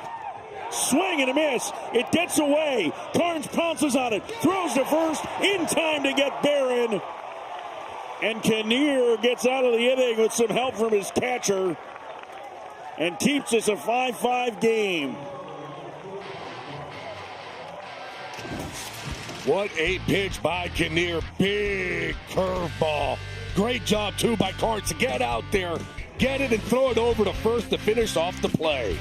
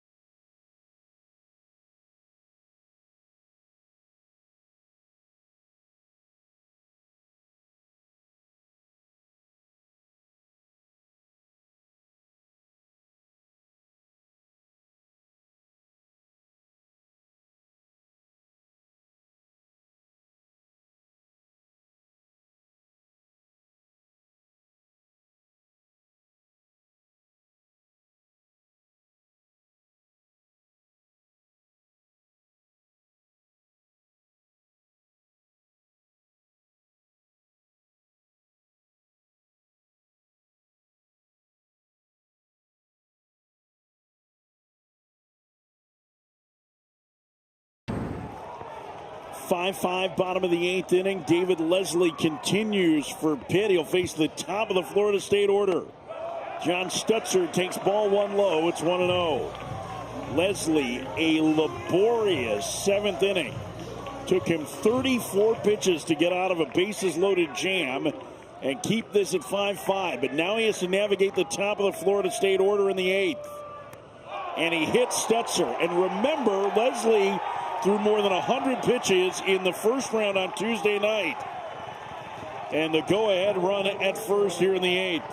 I'll tell you what, Leslie is just showing you what Pittsburgh is all about.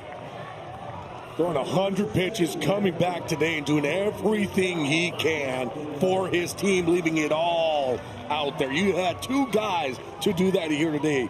Eddie Smith to start off the ball game, and now David Leslie doing the same. There's action in the Pitt pen. A right-hander getting loose. Braden Dowd hits, takes the ball outside, 1-0. That's Daniel McAuliffe, who threw 54 pitches out of the Pitt pen 2 nights ago. And I don't know how much longer they're going to want to go with Leslie. His fastball velocity down about 3 miles an hour in this inning. The 1-0. Outside corner, a strike, 1-1. Well, that changeup still's got a lot of action to it. Listen, it's right on top, and boy, it just drops. You understand Mike Bell's reasoning on this, right? We're going to go with the guys that got us here. They have to keep winning. Third baseman Wagner playing way in. Dowd takes high, 2-1.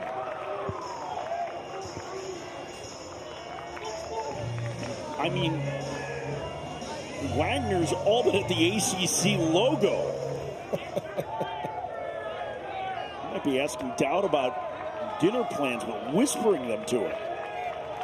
Throw to first, and just back is the runner, Stutzer. Oh, that was awkward. Leslie's got some quick feed over to first. And remember, Pitt is out of challenges. Stutzer is back. Just quick movement over. Freshman gets the lead. The pitch, swing and a miss. Tied him up at 91. It's 2-2. Stutzer, 11 of 16 in stolen base attempts at first.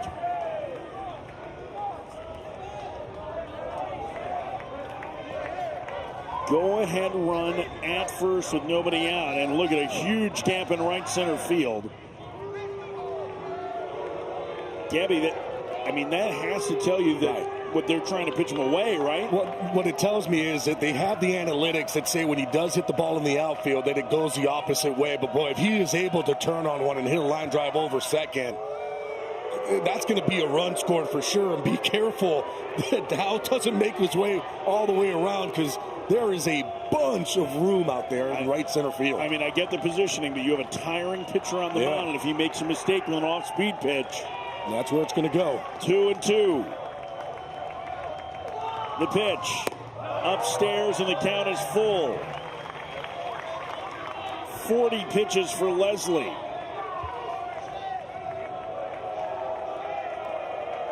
Carrier deep and right. And look at all that space between him and the center fielder, Nessler.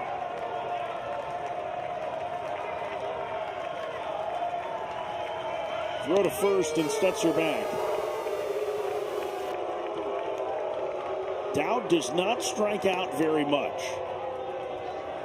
He has punched out once today, but just 32 times on the year. Do you think about starting the runner, or is it too risky?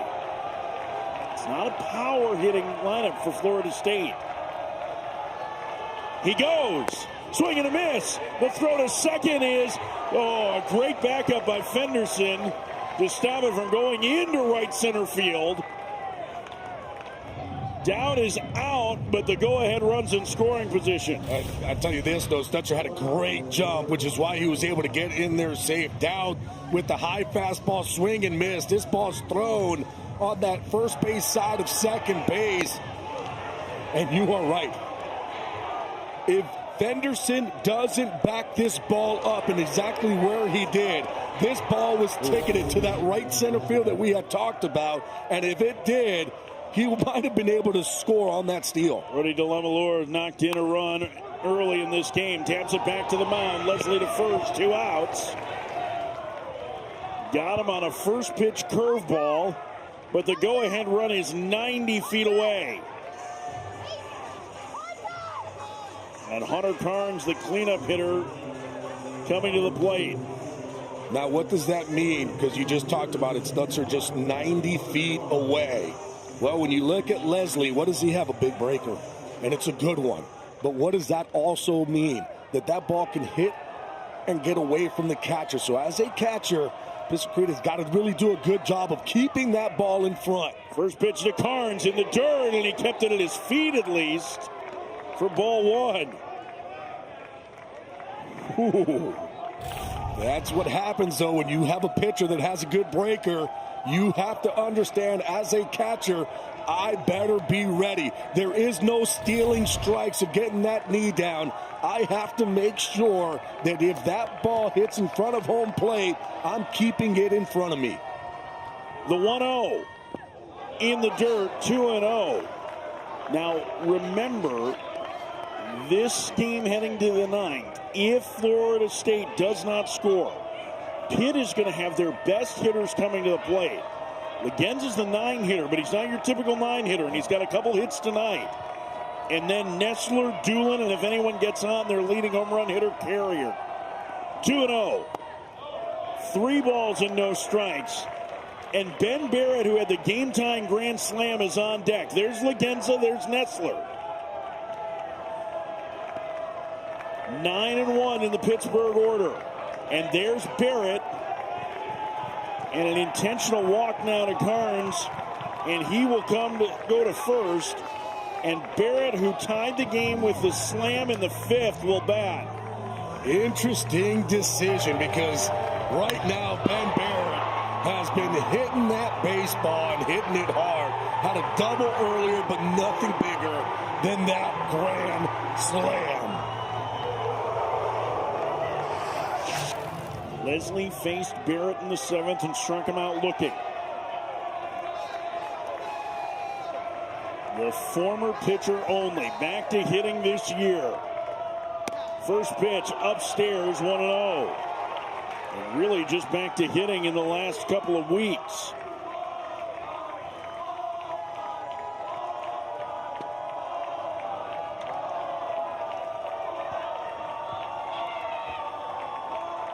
The 1-0. A strike, it's 1-1. Just 26 at-bats for Barrett on the season. And Leslie already faced him once.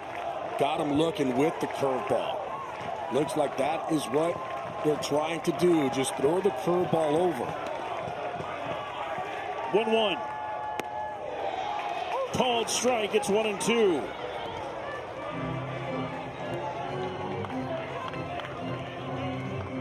Now you have to be careful. You disagree that you got to know. Probably going to be another curveball. Better be ready to block this one.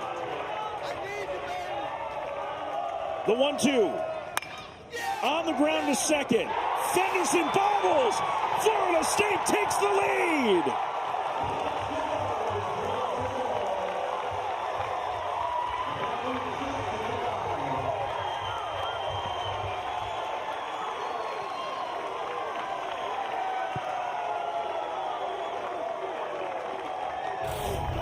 Boy, this is a tough one for Fenderson. This is a ground ball right at him. He tries to get in front. It looks like that ball just kind of scooted to his right side as he was trying to get in front of it. Can't come up with it. Ball kicks away. And FSU is able to score the go-ahead run. Fenderson, who had been the offensive hero for Pitt in this tournament, commits the key error here that allows Florida State to take the lead. And Mike Bell gathering everybody together. Fenderson, the last one to come in. You can tell he feels sick. You can tell he's taking this one hard. And you know what? I'll say that for Mike Bell, this is a great time to go out there. This is not saying anything. It's going out there. It's telling Fenderson, hey, let's go. Keep your head up. You're going to get another one here. We're going to need you. There's still time. We have the 9th inning, but we got to keep the score the way that it is right now. Can't allow another one. 6-5 Florida State in the 8th. Eli Putnam on to pinch run for Ben Barrett at first. And now this becomes a massive hitter for Leslie because you cannot fall behind any further if you're Pitt. Gabe Frazier, 0 for 2, walked and hit by a pitch. First pitch, a strike, it's 0-1.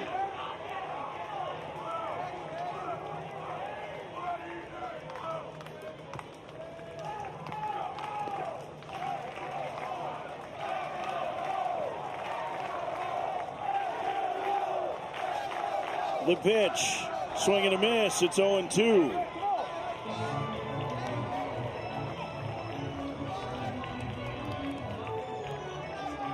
David Leslie trying to keep this a one-run game and give Pitt a chance in the 9th to keep this Cinderella run alive. The 0-2, bounce foul.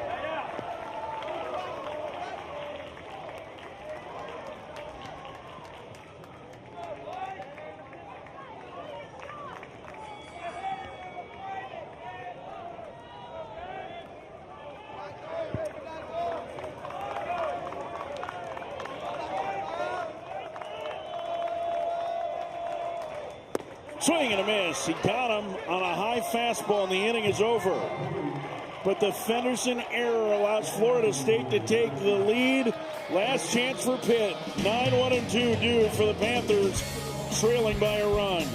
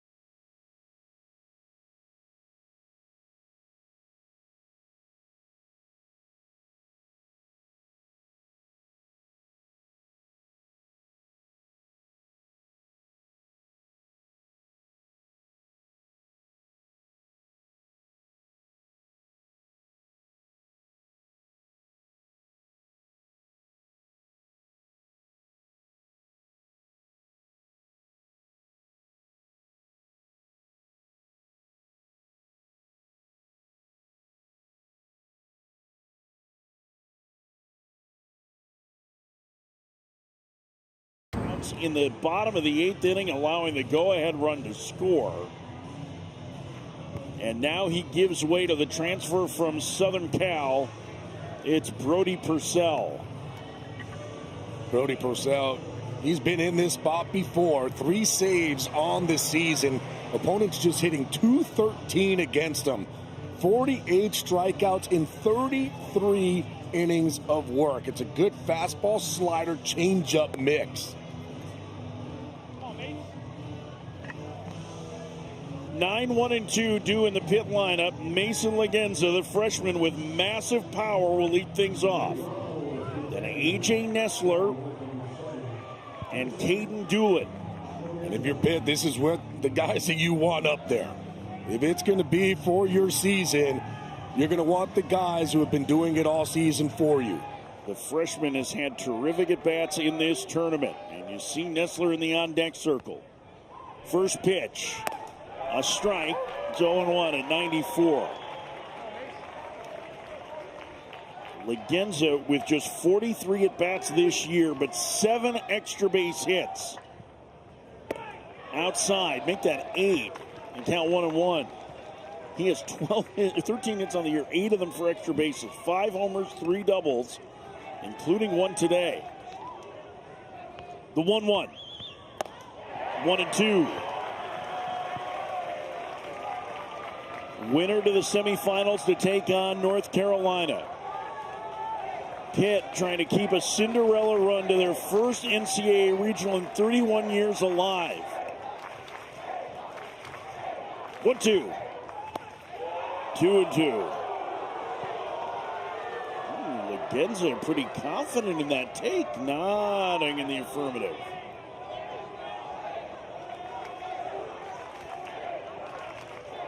2-2.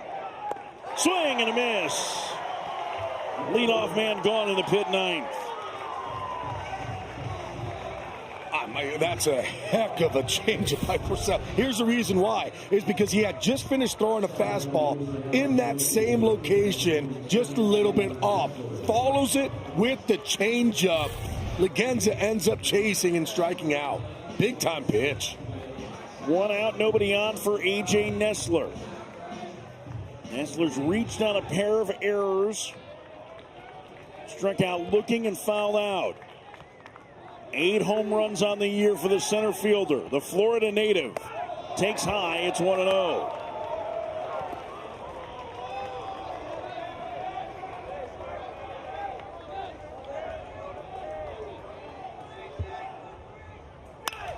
Driven up the alley, right center field. It'll get down for a base hit, and the tying runs aboard with 1 out in the 9th.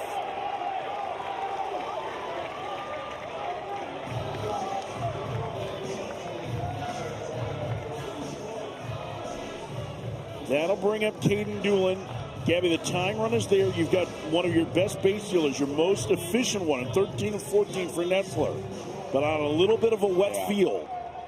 And you have Lorenzo Carrier, your top home run hitter in the on-deck circle. It's almost a situation where you're kind of thinking, you know what? I don't know if I want to send him because I need to get Carrier up.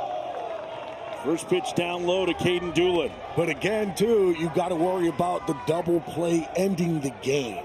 So you have that in your back pocket. Right now, I'm telling Nessler, if you feel like you have it, I don't mind. A strike in the count, 1-1. But his lead is telling me that he's not going anywhere. Not a big lead at all. About a 2-step with a little hop. Very close to first. The 1-1. Outside, 2-1. Doolin is a very good contact man. Just 27 strikeouts on the season.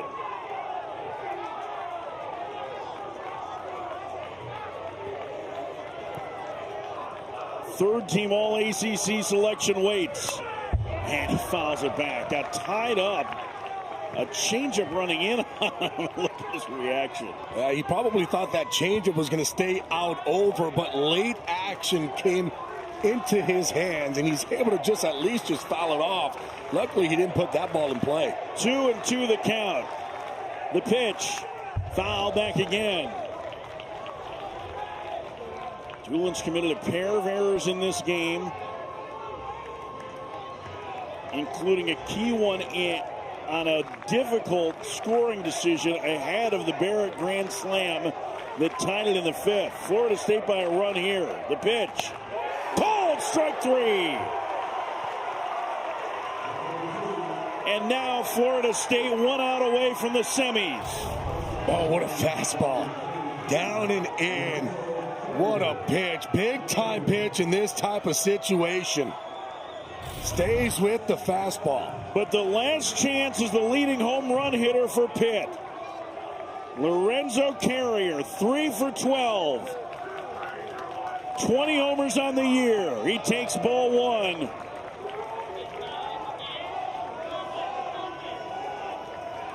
Carrier, who has personified this Pitt program this year. Guys with second chances who've made the most of it. The pitch. A strike, and it's 1-1.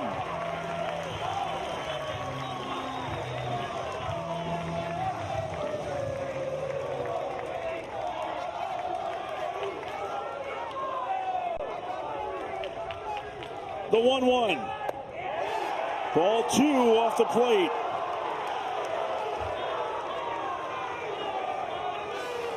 Two balls and a strike for Carrier. 6-5 Florida State, top of the 9th. The pitch. And that one to the screen, and the tying run is in scoring position.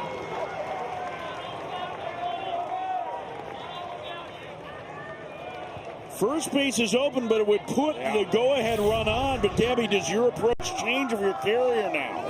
My approach wouldn't change at all. I'm still looking for a fastball, and I'm looking to key in middle, something that I can get extension. It's a 3-1 count. Still my count. The pitch. Called strike at the knees, and the count is full.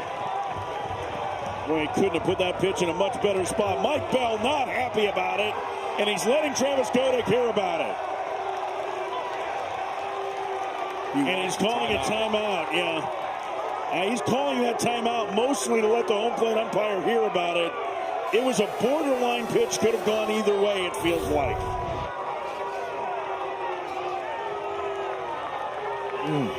I mean, it's a tough pitch. It's down and in. Remember, too, Carrier's a big boy at the plate.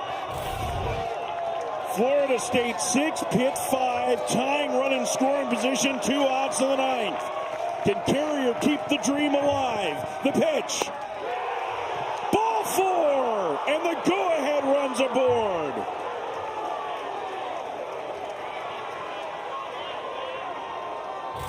And now Kodak hearing it from the Florida State dugout.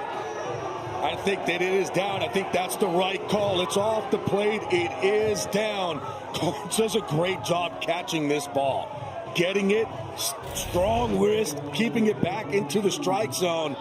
But when you look at it, it was down. Kai Wagner, an opposite field home run in the 5th. He was robbed of extra bases in the 7th.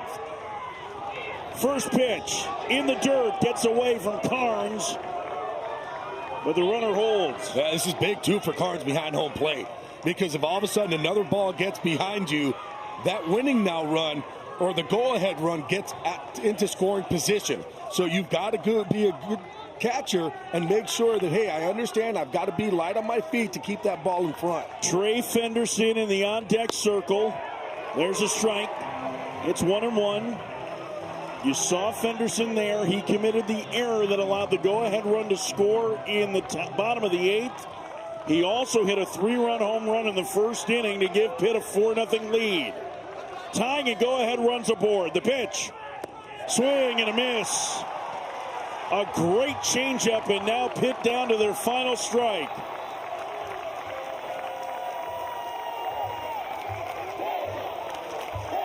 Nestler with good speed at second. Carrier can run at first. 1-2 the count, 2 outs. 6-5 game. Swinging a fly ball, right center field. Setzer going back. The ball is gone! It's gone!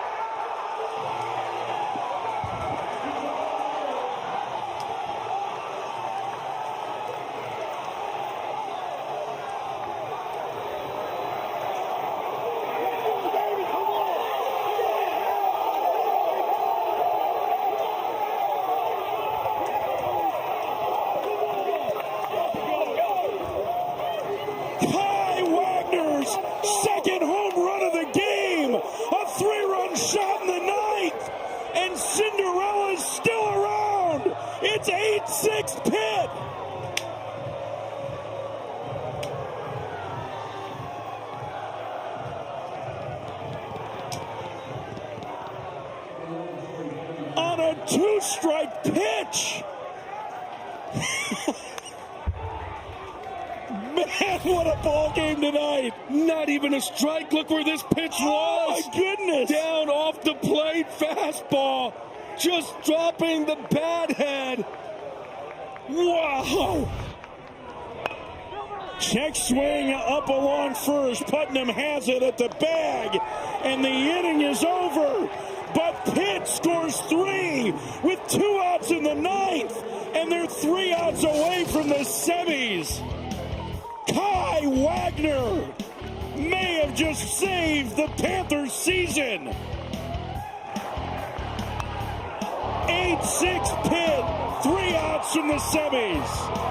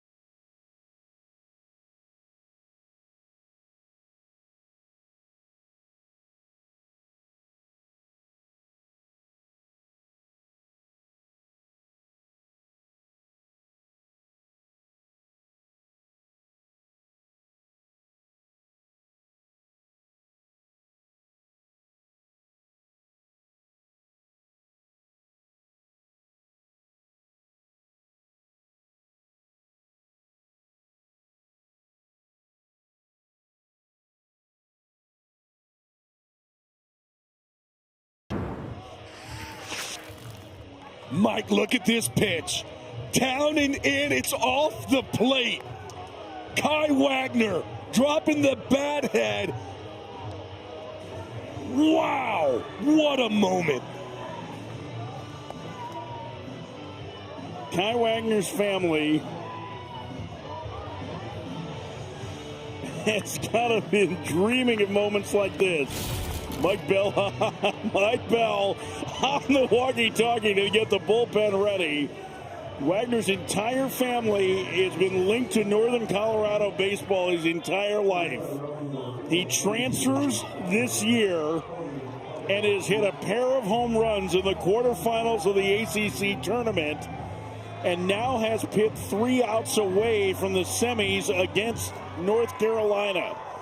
And David Leslie, who has thrown 157 pitches between Tuesday and tonight, will face the bottom third of the Florida State order and starts Carter McCulley with a strike. I mean, how long can you go with Leslie? There is action in the bullpen.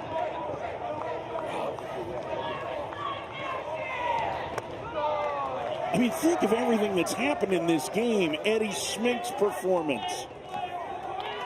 Wes Mendez keeping Florida State in the game. Ben Barrett's grand slam.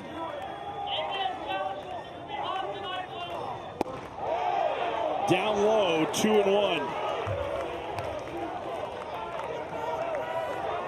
Daniel McAuliffe, the right-hander. Antonio Daganero, who started Tuesday and got knocked out in the second inning, getting loose in the pen. 2-1. 3 balls and a strike. And the last thing that Leslie wants to do is walk the leadoff man and bring the tying run to the plate for Florida State. If you're Florida State right now, it's about passing the baton. Get on, get the next guy up. Get to the top of the lineup. 3-1. Bouncer foul, the count is full. One more look, Kai Wagner's go-ahead 3-run homer, and there's Eddie Smink's dad, Jim. Unbelievable. 3-2 to McCulley. What a game.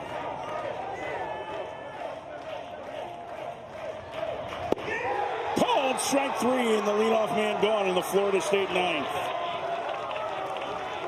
Boy, this is Pittsburgh at its best. You feel like all hope is gone, and then all of a sudden you get the big hit, and then you get a guy, Leslie, who is out there, who has thrown so many pitches so far in this tournament, and he is still dotting. Chase Williams bats. The speedy left fielder takes a strike. It's 0-1.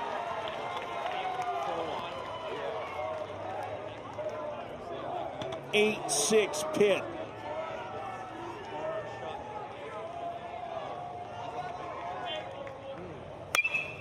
To short.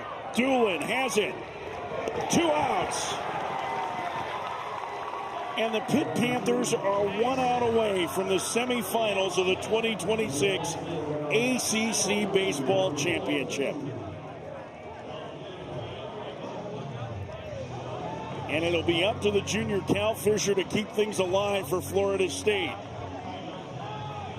Mike Bell, longtime pitching coach at Florida State, trying to beat a team that he played for, that he grew up around, former Tallahassee Community College pitcher. Fisher swings and fouls the first one back. It's 0-1.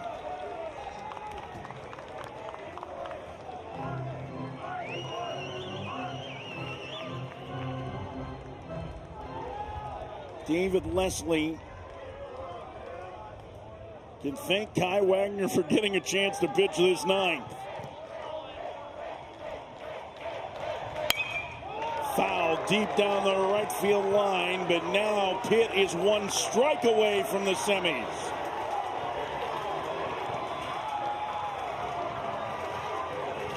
A hearty, cold, and wet group of Panthers fans coming to their feet on the first base side. The 0-2. Swing and a miss. Pitt stuns Florida State. They're heading to the semifinals.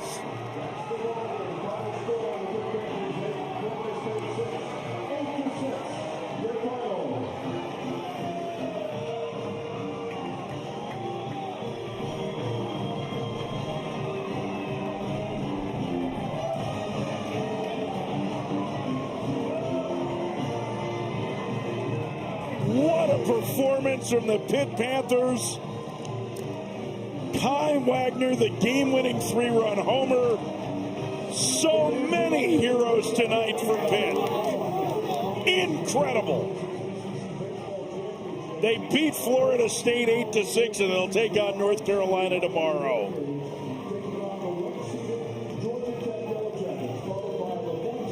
Here's the final out. Down to their last strike, and there it is. Strike 3, Cal Fisher, and Pitt ends up coming back and winning this ball game. And that's the hero, Kai Wagner. And David Leslie in the bench, fired up. Pitt is going to keep on playing. And Taylor McGregor is with the hero, Kai Wagner. Thank you. Down to your final strike. What are you thinking? Well, I was just trying to put a good swing on the ball. He had a pretty good changeup, fooled me on the pitch before. So I was just going to stay on the heater and, kind of adjust from there. And, he ended up throwing the heater. So you already had 1 home run in the game. Are you thinking there's a chance you go yard again? You have those days where you're feeling good. Today was just one of those days. I thought that wasn't the game plan. The game plan was just, hit right there, but, ended up better. So yeah, bat in front of you, Lorenzo, to walk, to get on base, to get to you. How are you watching that at bat that potentially sets you up? You watch it real close. It was a great at bat by him. Great all day. The offense, started in the first and, kind of quiet through the middle innings, but was able to come through in the end. So Pittsburgh, it's what you guys go by. How did this win epitomize just that? It's a gritty group. It really is, from top to bottom. I think we were picked to finish last in the conference, and from the beginning, that was kind of our motto, is just to be relentless in the box, and that's just what we do. Thank you for the time. Congratulations. Taylor, thank you. Kai Wagner's 1-2 pitch, 3-run homer in the 9th inning has continued the season for the Pitt Panthers. They move on to the semifinals tomorrow to take on the University of North Carolina.